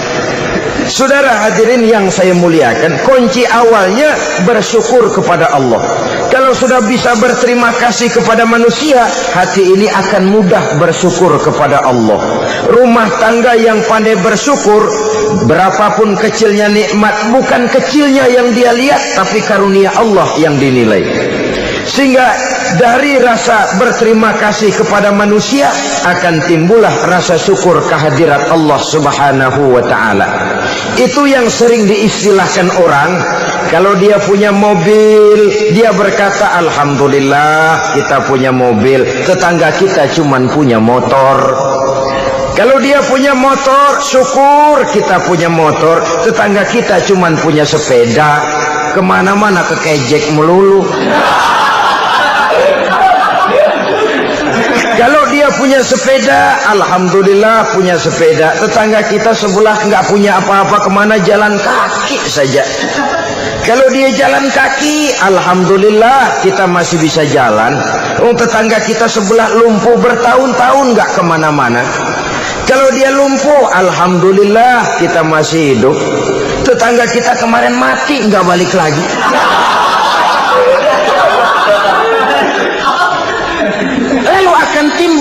bersyukur. Tapi kalau sudah lumpuh ngelihat yang bisa jalan ngelihat yang naik sepeda, yang punya sepeda lihat yang punya motor lihat yang punya mobil lihat yang punya pesawat. Kapanlah kita ini pandai bersyukur? Sebab kesenangan seperti pelangi, tidak pernah di atas kepala kita, selalu kelihatannya di atas kepala orang lain. Sehingga kalau ngobrol orang sering bilang, lu sih enak lo gue lihat, gue kebelangsak amat nih ya. Setiap orang ngomong kepada kita begitu nadanya. Kita yang dilihat enak, sementara kita melihat orang lain enak.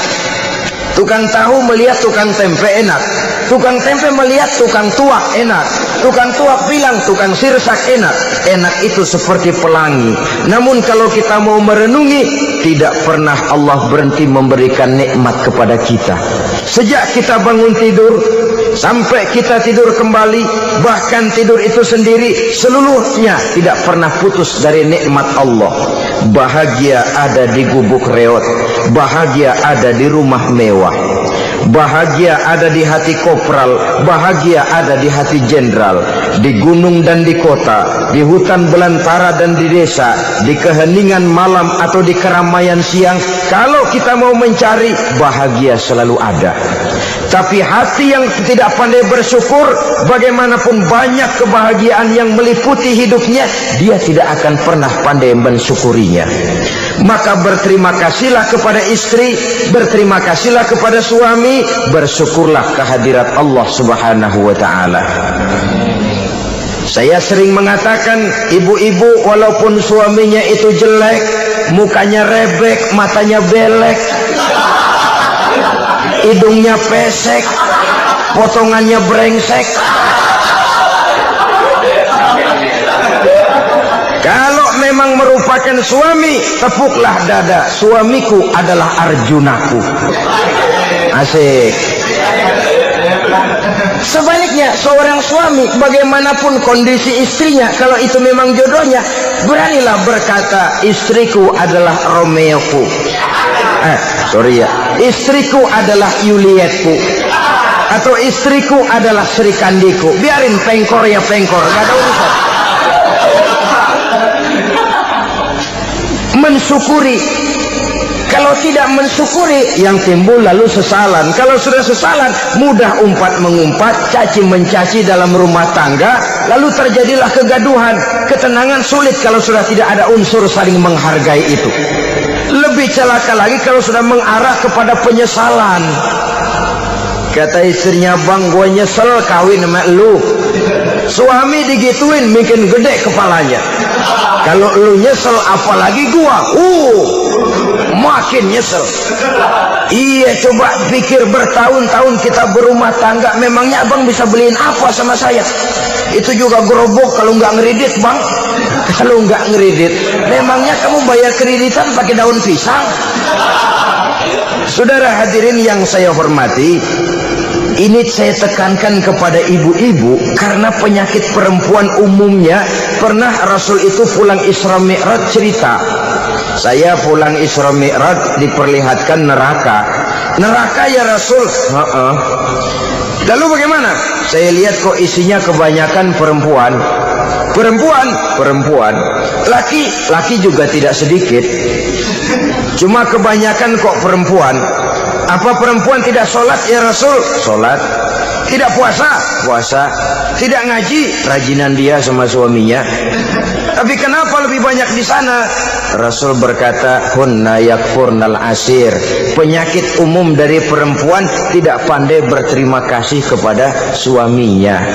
Ini rupanya penyakit umum dari tahun atu.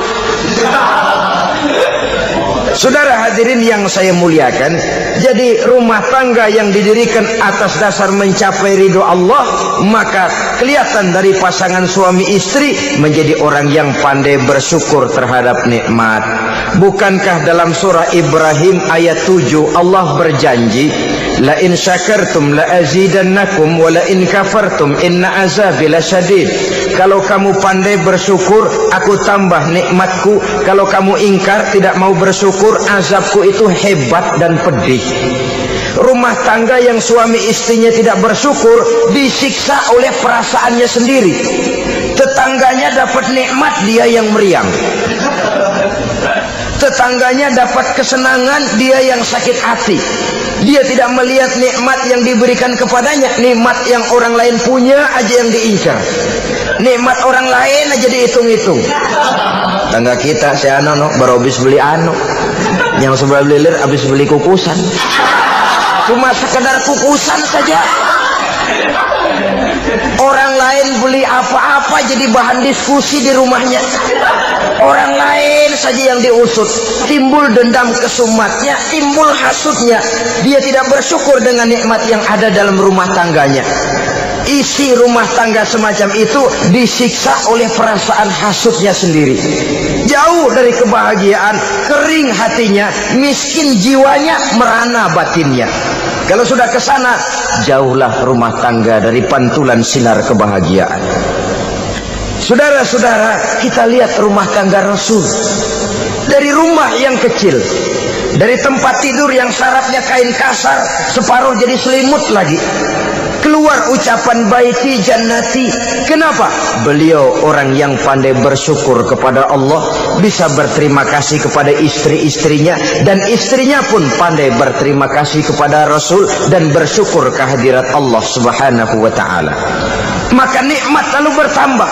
Makin kita syukuri nikmat, makin tambah itu. La azidannakum, janji Allah, pasti aku tambah nikmatku kepadamu jikalau kamu pandai mensyukurinya. Tapi kalau kamu ingkar, tidak pandai bersyukur, awas, nikmat bisa berubah menjadi azab kalau kita tidak pandai-pandai mensyukurinya. Jadi cirinya yang pertama, rumah tangga bahagia itu apabila suami istri pandai bersyukur terhadap nikmat yang diberikan oleh Allah Subhanahu wa taala. Satu.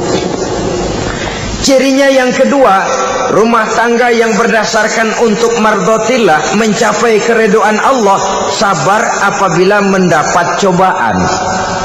Namanya orang berumah tangga itu persis berlayar di lautan.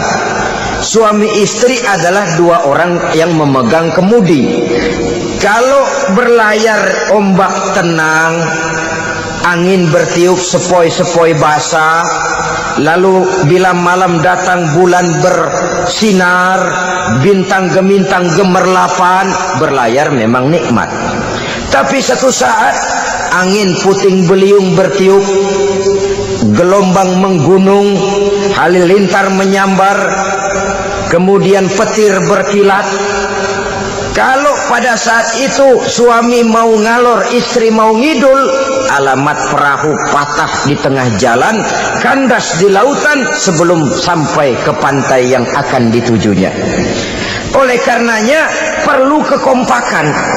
Maka sejak awal seharusnya dalam akan membina rumah tangga yang bahagia itu lebih baik bicara yang pahit-pahit saja, supaya terjadi kesamaan langkah apabila menghadapi kesulitan dan cobaan. Sabar apabila mendapat cobaan. Rumah tangga seperti kapal di lautan tadi tidak akan sunyi dari hantaman gelombang, tidak akan sepi dari tiupan angin topan, dari kilatan petir, dari sambaran halilintar. Baik suami, baik istri harus sabar menghadapi kesulitan. Kadang kesulitan dari segi ekonomi, kadang kesulitan dari segi mengarahkan dan mendidik anak-anak, kadang kesulitan karena banyak orang yang hasud dengan kita, kadang kesulitan berbagai macamlah yang menyebabkan kesulitan. Rumah tangga yang bertujuan mencapai ridho Allah sabar menghadapi segala macam kesulitan. Saudara-saudara kaum muslimin rahimakumullah, kesulitan adalah bagian daripada perjalanan hidup. Siapa orangnya yang tidak pernah menemukan kesulitan dalam kehidupan? Rasanya hampir tidak ada. Dan memang kesulitan bukan untuk ditakuti. Kesulitan justru untuk diatasi, dicarikan jalan keluarnya. Begitulah suami istri yang bertujuan mencari ridho Allah. Manakala suami berada dalam kesulitan, istri mencarikan jalan keluar atau berusaha memberikan jalan keluar. Sebaliknya, manakala istri dalam kesulitan, suami bisa mencarikan jalan keluarnya. Sabar dalam menghadapi segala macam kesulitan.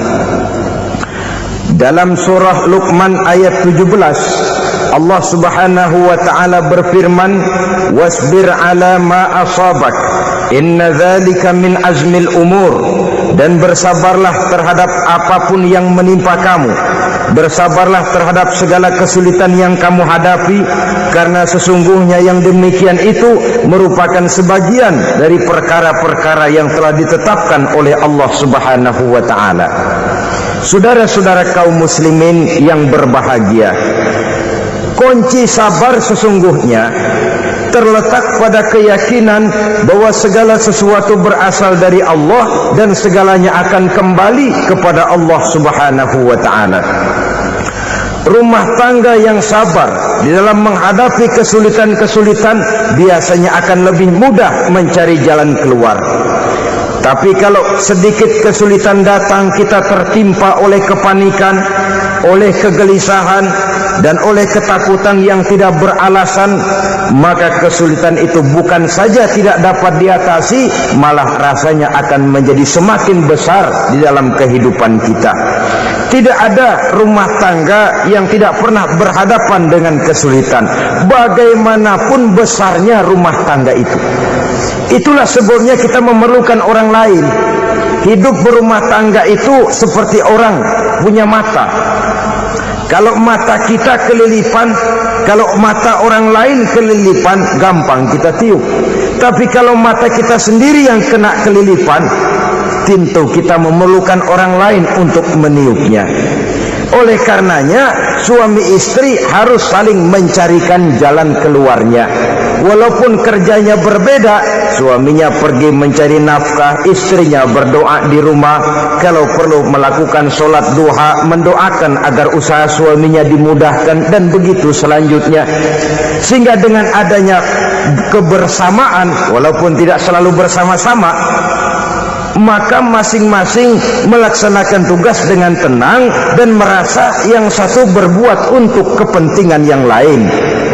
Inilah cirinya yang kedua, sabar bila mendapat dan berhadapan dengan segala macam kesulitan.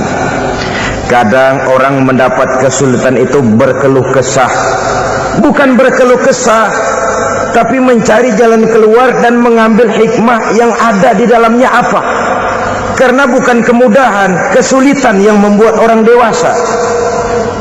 Bukan kemudahan, tapi kesulitan yang membuat orang berpikir, dinamis, kreatif. Kalau seluruh jalan yang kita tempuh mudah saja, gampang saja, rasanya monoton kita ini. Kehilangan dinamika dalam perjuangan. Kesulitan yang membuat orang matang, kesulitan yang menempa kepribadian untuk lebih dewasa menghadapi bahtera kehidupan, membuat pandangan makin arif, wawasan makin luas, dan analisa semakin tajam. Sama saja dalam hidup. Sesungguhnya pujian sering menjadi racun, dan caci maki kalau kita tanggapi secara positif sering membuat kita makin dewasa. Jarang orang berpikir kalau dipuji, tapi baru dia merenung dan mencari diri setelah dicaci maki dan dikritik habis-habisan. Walaupun watak umum manusia senang dipuji, marah kalau dicaci maki. Biasanya kalau ketemu cewek cakep, kita bilang, "Kamu cakep deh." Dia paling bilang, "Ah, abang bisa aja." Walaupun dia bilang, "Ah, abang bisa aja," hidungnya mah tetap mekar. Senang kalau dipuji, itu kecenderungan manusia. Marah kalau dicaci maki, marah kalau dikritik. Tapi sesungguhnya pujian sering jadi racun, caci maki sering jadi obat. Orang takut minum obat karena pahitnya, padahal efeknya itu akan lebih memberikan kesehatan kepadanya. Orang takut menghadapi kritik, orang takut dan tidak ingin dicaci maki, padahal itulah yang sesungguhnya menjadi cambuk kalau tidak dia salah tanggap, menjadi sugesti yang mendorong dia lebih maju lagi. Karena memang bukan pujian, tapi caci maki dan kritik yang membuat kita makin berpikir tajam. Jadi rumah tangga yang berhadapan dengan kesulitan demi kesulitan, biasanya kalau ditanggapi dengan sabar akan makin mengokohkan fondasi rumah tangga itu sendiri. Tapi kalau kesulitan dihadapi dengan tidak sabar, lalu mencari jalan pintas, kesulitan ekonomi, kebetulan istrinya cakep, istrinya disuruh ngojek. Dah lo ngojek aja deh, gua nungguin setoran dah. Suami tapak di rumah.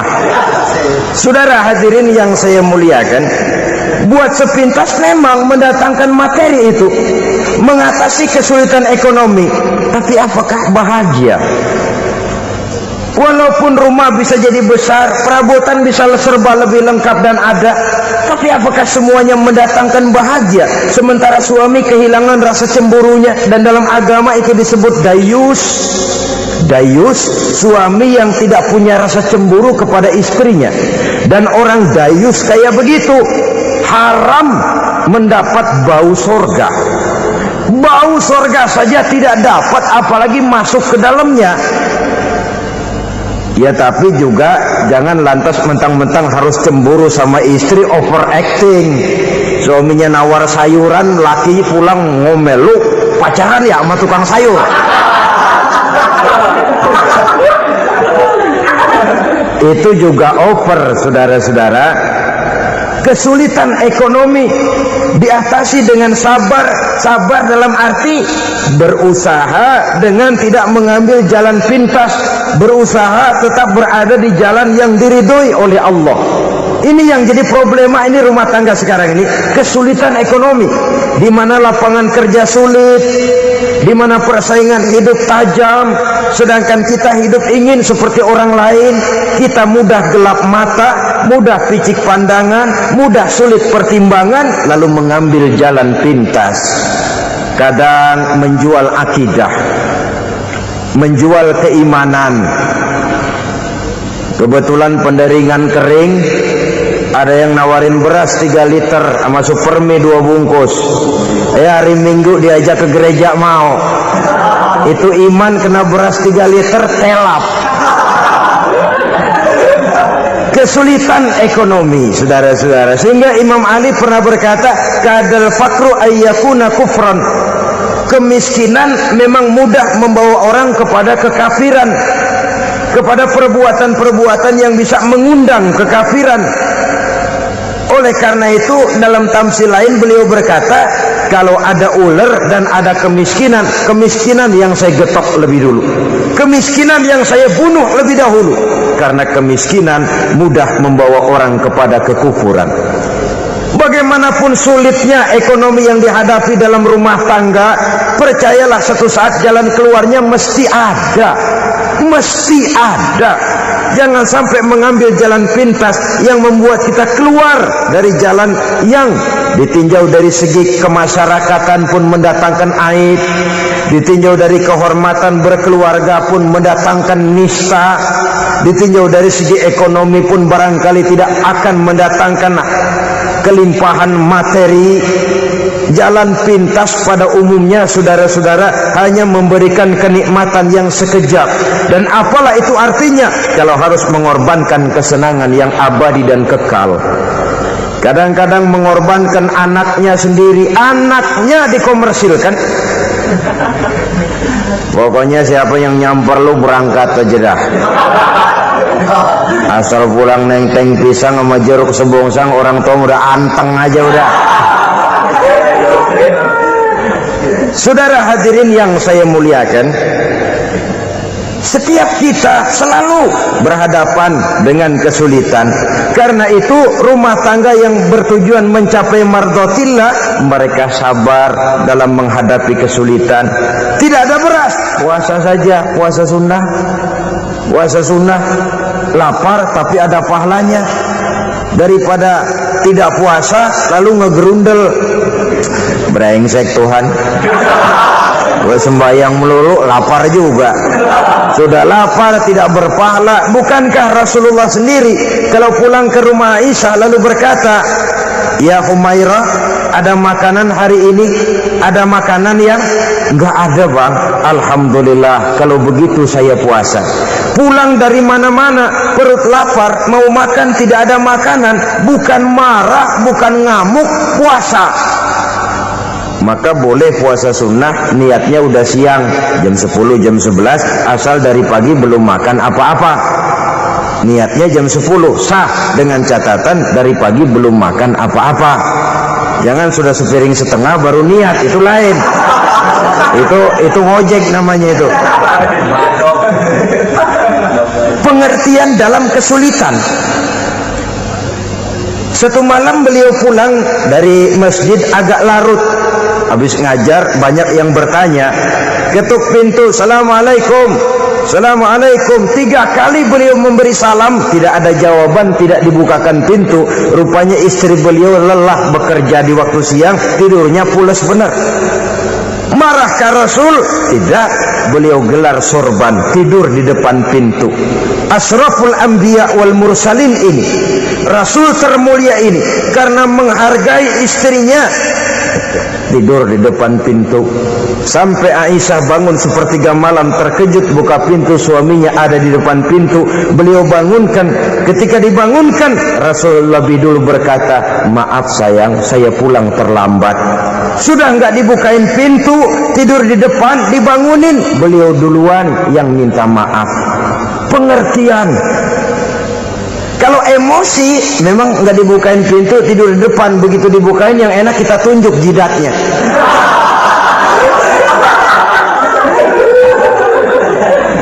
Saudara hadirin yang saya muliakan, kesulitan di dalam kehidupan merupakan bagian daripada kehidupan. Bukan untuk ditakuti, tapi untuk diatasi. Bukan untuk dihindarkan, tapi dicarikan jalan keluarnya. Hadapilah kesulitan dengan baik sangka kepada Allah, dengan lapang dada, dan dengan tetap bersabar menghadapinya. Kenapa? Karena tujuan kita mendirikan rumah tangga, mencapai ridho Allah. Kalau anak kita perjualbelikan, kalau istri kita komersilkan, kalau akidah kita jual untuk mempertahankan rumah tangga, bukankah makin jauh saja rumah tangga itu dari ridho Allah? Ini tujuan utamanya. Yang ketiga, rumah tangga yang bertujuan mardotillah itu, suami istri yang merupakan fondasi di rumah tangga, suami sebagai pemimpin, istri sebagai pembina, selalu musyawarah dalam menyelesaikan persoalan. Walaupun istri ditakdirkan sebagai pemimpin dan suami sebagai pemimpin dan istri yang dipimpin, tapi agama menganjurkan musyawarah. Jangan mentang-mentang istri nyari duit, suami nyari duit, lalu menteleng. Segalanya mau diktator, segalanya mau sendiri. Rumah tangga yang bertujuan mencapai ridho Allah selalu didirikan atas dasar musyawarah. Sehingga apabila sesuatu itu dihasilkan dari suasana musyawarah, tidak akan melahirkan penyesalan di belakang hari. Kalau tidak, berjalan menurut seleranya masing-masing, belakangan timbul penyesalan, akhirnya main salah menyalahkan. Kalau sudah saling salah menyalahkan, itu artinya sudah saling mengungkit kekurangan masing-masing. Akibatnya tidak ada lagi saling menghargai. Jadi dengan demikian musyawarah di dalam menyelesaikan persoalan, menghadapi kesulitan ekonomi, musyawarah, menghadapi kenakalan anak, musyawarah, akan membeli ini dan itu sebaiknya juga musyawarah. Kalau merupakan hasil musyawarah, maka saudara-saudara hasilnya pun akan dihadapi oleh bersama. Enak rasakan bersama, tidak enak rasakan bersama. Kenapa? Tadinya musyawarahnya bersama-sama juga. Nah kalau hasil sendirian, giliran enak mungkin yang satu mau ikut, giliran tidak enak yang satu nuding. Gua kata juga apa? Kan begitu akibatnya kalau tidak berdasarkan musyawarah lebih dahulu. Maka insya Allah hasil musyawarah ini setidaknya tidak akan mendatangkan sesalan di belakang hari nantinya. Saudara-saudara kaum muslimin rahimakumullah, ciri yang keempat, sepasang suami istri yang bertujuan mencapai ridho Allah dalam upaya mencapai rumah tangga bahagia itu tawakal apabila mempunyai rencana. Tawakal berserah diri kepada Allah, bukan berserah diri dalam artian mutlak yang mengarah kepada fatalism atau predestination. Kita sering mengartikan tawakal secara salah. Belum apa-apa sudah menyerahkan diri kepada Allah. Emang semuanya terjadi menurut maunya Allah dah. Gak usah ngapa-ngapain, bagaimana Tuhan aja dah. Lapar juga gak usah makan. Kalau takdirnya kenyang, pan kenyang. Ya udah lapar terus kita. Makan dulu perkara nanti kenyang apa tidak, itu baru tawakal. Kalau sakit ke dokter soal sembuh atau tidak, baru tawakal. Artinya usaha itu ada. Setelah suami berusaha, istri berusaha, selebihnya tawakal. Apa perlunya tawakal? Apabila berhasil tidak lupa daratan, apabila berhasil tidak lupa diri, apabila gagal tidak putus asa. Sehingga dengan demikian dari tawakal ini lahirlah pondasi yang kokoh membina rumah tangga yang bahagia dalam upaya mencapai keridhaan daripada Allah Subhanahu wa taala. Apapun yang kita laksanakan di rumah tangga, tujuan intinya tetap untuk mencapai keridhaan Allah. Beli kendaraan untuk mencapai ridho Allah, lalu dipakai ngaji, dipakai ke masjid dan sebagainya. Beli peralatan rumah tangga untuk mencapai ridho Allah, mendidik anak untuk mencapai ridho Allah, membantu keluarga untuk mencapai ridho Allah, dan begitu selanjutnya. Tawakal apabila mempunyai rencana. Kemudian cirinya yang kelima, suami istri yang bertujuan mencapai ridho Allah selalu mempererat silaturahmi. Sebab seperti sudah saya sampaikan pada pertemuan terdahulu, dalam berumah tangga itu ada orang tua, ada mertua. Itu cuma perbedaan istilah, tapi hakikatnya adalah sama. Jangan karena perbedaan istilah lalu menyebabkan kita berbeda sikap. Kalau sudah berbeda sikap, tentu akan melahirkan perasaan yang tidak simpatik. Sebaiknya suami istri kalau sudah berumah tangga, jadikanlah orang tua tempat cerita yang enak saja. Yang tidak enak, telan berdua. Yang pahit, rasakan berdua. Kesusahan dan kesulitan, atasi berdua. Giliran enak, ngomong sama orang tua. Giliran senang, cerita sama mertua. Sekarang kan kita balik. Kalau lagi senang duitnya banyak, anteng di rumah, kalem aja. Tapi lalu waktu susah, waktu susah, cerita kepada orang tuanya, cerita kepada mertuanya. Lalu kapan kita mau menyenangkan orang tua? Sudahlah mereka susah mendidik kita di waktu kecil, membesarkan kita, melakukan segala macam pengorbanan demi setelah kita berumah tangga, kesulitan rumah tangga kita tumpahkan juga kepada mereka.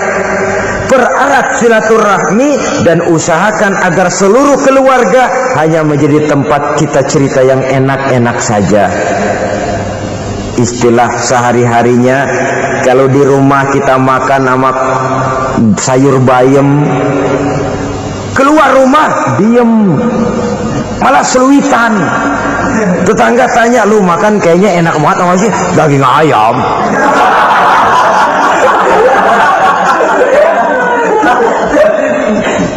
Kalau tetangga kan akan berbisik, ya makannya tuh orang enak bener ya, rumah tangganya tiap hari makan sama daging ayam. Biarlah paling kurang itu jadi doa, daripada kita makan sama kangkung lalu ribut ngomel di mana-mana. Gua kesel banget sama bini gua. Di warung ceritanya lagi. Kenapa? Kaban sari gua direbusin kangkung mulu. Brengsek. Di warung cerita ada RT, ada RW. Gara-gara makan sama kangkung se-RT tahu. Akhirnya mungkin kalau kita berangkat orang orang hitung dari jauhan, lihat kangkung liwat.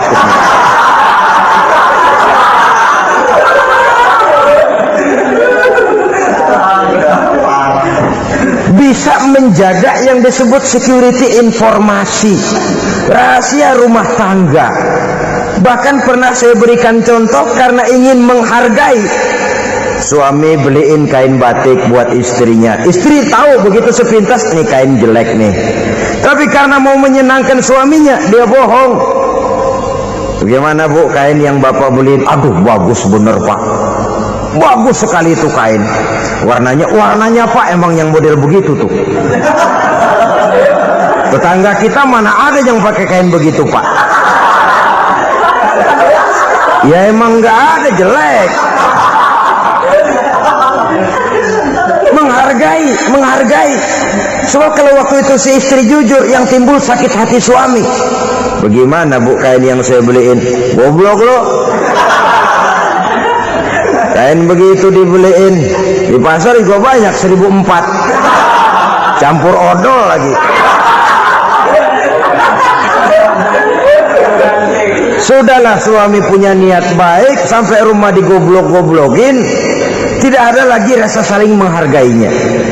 Begitu pentingnya mempererat silaturahmi ini, sampai Nabi berpesan, isnani la yanzurullahu ilaihima yaumal qiyamah, qati'ur rahim wa jarus su'. Ada dua golongan manusia yang di akhirat nanti tidak akan dilihat oleh Allah, tidak akan diopeni oleh Allah, didiemin aja. Siapa mereka? Pertama, orang yang suka memutuskan silaturahmi.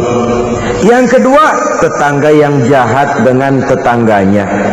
Dua golongan manusia ini, pemutus silaturahmi, kemudian juga tetangga yang jahat dengan tetangganya, ini tidak akan dipandang oleh Allah di hari akhirat nanti. Jadi pererat silaturahmi, sebab kita ini zon political, makhluk yang bermasyarakat, yang tidak bisa hidup sendirian. Setiap kita memerlukan orang lain. Kita disebut kaya karena ada yang miskin. Kita disebut alim karena ada yang awam. Kita disebut berkuasa karena ada rakyat jelata. Tanpa rakyat tidak ada penguasa. Tanpa yang miskin tidak ada orang kaya. Kalau tidak ada yang jelek, siapa yang bilang cakep? Karena ngimbangi. Saudara hadirin, atas dasar ini mestinya kita selalu bersyukur dalam segala posisi. Tidak lalu salah terima kepada karunia yang diberikan Allah kepada kita. Saudara hadirin yang saya hormati, pererat silaturahmi, jadikan orang-orang tua kita tempat kita cerita yang enak-enak saja. Yang tidak enak, telan sendiri, usahakan sendiri, carikan jalan keluarnya sendiri. Setidaknya ya diam sajalah. Kalau belum bisa membalas budi baik orang tua, setidaknya jangan menyakiti hati orang tua kita. Sudah lelah dan payah dia mengasuh kita, membesarkan kita, merawat kita, demi setelah kita berumah tangga, seluruh kesulitan kita bawa lagi kepadanya. Karena itu buat para istri juga ini perhatian. Kalau dimarahi suami, jangan cepat-cepat pulang ke rumah orang tuanya. Nggak boleh diomelin dikit, main buntal aja. Gua pulang dah. Pulang. Sampai sana cerita habis-habisan, dikucek kejelekan suaminya.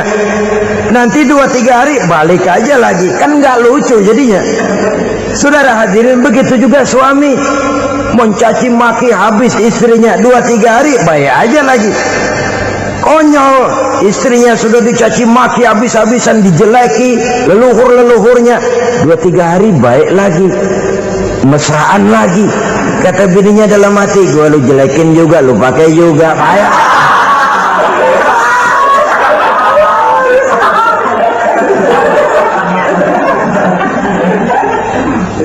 Saudara hadirin yang saya muliakan, itulah sebabnya pada awal tadi saya katakan perlunya kita mempunyai timbangan baik sebagai suami maupun sebagai istri. Nah, dari mempererat silaturahmi ini akan terjalin rasa kekeluargaan. Maka tradisi arisan keluarga itu bagus sesungguhnya untuk mempererat silaturahmi. Cuma celakanya bukan silaturahmi yang jadi tujuan, arisannya itu yang jadi tujuan. Akibatnya apa? Kalau belum narik mah semangat banget datang dah. Begitu udah narik aja udahan. Itu celakanya. Akhirnya silaturahminya jadi nomor 2, arisan semata-mata yang menjadi tujuan. Sesungguhnya itu bagus untuk mempererat silaturahmi. Karena kalau kita dengan kita sesama saudara sudah tidak saling mau mengenal, bagaimana dengan anak-anak kita? Bagaimana dengan cucu-cucu kita? 2-3 generasi yang akan datang tentu akan lebih saling tidak mengenal lagi. Baiklah ya, yang keenam, suami istri yang bertujuan untuk mencapai keridhaan Allah itu selalu berusaha tolong menolong di dalam kebajikan. Sebab Allah pesankan itu di dalam Al-Maidah ayat 6, wa ta'awanu 'alal birri wat taqwa wa la ta'awanu 'alal itsmi wal 'udwan. Bertolong-tolonganlah kamu di dalam kebaikan, di dalam bertakwa kepada Allah. Jangan bertolong-tolongan di dalam maksiat, di dalam dosa, dan di dalam usaha yang menimbulkan permusuhan. Kalau suami marah kepada seseorang, istri jangan ngipasin. Oh bang, yang begitu mah dibayain tuman. Udah habisin aja dah. Anak-anaknya marahin sekalian. Ngipasin. Istri kesel sama tetangganya, suami ngipasin. Emang tuh tetangga kita, habis orang dikipasin. Ta'awanu 'alal birri wat taqwa, bertolong-tolonganlah di dalam kebaikan. Istri malas ngaji, suami mendorong, memberikan sugesti. Suami malas berusaha, istri memberikan sugesti. Saling tolong menolong di dalam kebaikan dan takwa, dan jangan tolong menolong dalam dosa dan permusuhan. Kata suami, Bu, daripada kita melarat terus hidup, kita piara tuyul yuk. Kata istrinya, nah ini sudah menyimpang bang. Bersabarlah, bagaimanapun insya Allah kita tidak akan mati kelaparan. Piara tuyul itu nanti jadi pindah akidah, merusak iman, berteman dengan setan. Apalah artinya kekayaan dan kesenangan sebentar kalau harus mengorbankan kekayaan dan kesenangan yang abadi. Ini sudah alal ismi wal udwan, sesuatu yang mengandung dosa. Saudara hadirin yang saya hormati, kemudian yang keenam, berbaik sangka. Baik suami maupun istri sama-sama saling berbaik sangka. Suami melepas istri, istri melepas suami dengan hati yang ikhlas. Suami meninggalkan istri di rumah dengan jiwa yang bersih dan rasa yang aman. Ada rasa baik sangka, dan ini modal dasar. Kalau sudah dilandasi oleh buruk sangka, tentu yang lahir nanti adalah perasaan-perasaan yang tidak baik. Akibatnya sangat tidak menguntungkan. Inilah beberapa ciri dari rumah tangga yang didirikan atas dasar mardhatillah, mencapai keridhaan dari Allah. Nanti akan menyusul tujuan berikutnya, diantaranya mendapat keturunan, diantaranya lagi mendatangkan gairah untuk lebih berusaha mencari rezeki karena sudah merasa punya tanggung jawab berupa anak dan istri. Mempererat silaturahmi itu cuma tujuan-tujuan sekundernya saja. Tujuan primernya kita melakukan suatu nikah untuk mencapai keridhaan dari Allah Subhanahu wa taala. Silakan punya istri cantik, kaya, tapi tujuan utamanya kita membina rumah tangga untuk mencapai ridho dari Allah. Karena itu dasarnya mawaddatan warahmah. Jangan cuma cinta, tapi juga kasih sayang. Cinta, kecenderungan kepada jasmani akan berakhir, tapi kasih sayang, kecenderungan kepada rohani, makin tua malah makin erat, makin tua malah makin mesra. Sehingga kadang kita menampak kakek-kakek dan nenek-nenek lagunya kayak pengantin baru. Apa cinta-cintaan? Tidak. Bagaimana kakek-kakek sama nenek-nenek harus bilang I love you? Yang masih ada itu waktu itu mawaddah, kasih dan sayang. Itu yang akan kekal, itu yang akan abadi. tanpa materi orang sulit untuk bahagia, tapi materi semata bukan jaminan orang untuk bahagia. Nah, ciri yang terakhir dari rumah tangga yang bertujuan mencapai ridho Allah, sinar agama kelihatan di dalamnya. Baik suami maupun istri sama-sama orang yang taat melaksanakan ajaran agama. Saudara, mudah-mudahan walaupun singkat dapat menjadi sumbangan moral dalam kita mewujudkan rumah tangga yang bahagia menurut contoh yang diberikan oleh Rasulullah Sallallahu Alaihi Wasallam. Terima kasih atas perhatian saudara. Mohon maaf atas segala kekurangan. Usikum wa nafsi bitaqwallah. Wassalamualaikum warahmatullahi wabarakatuh.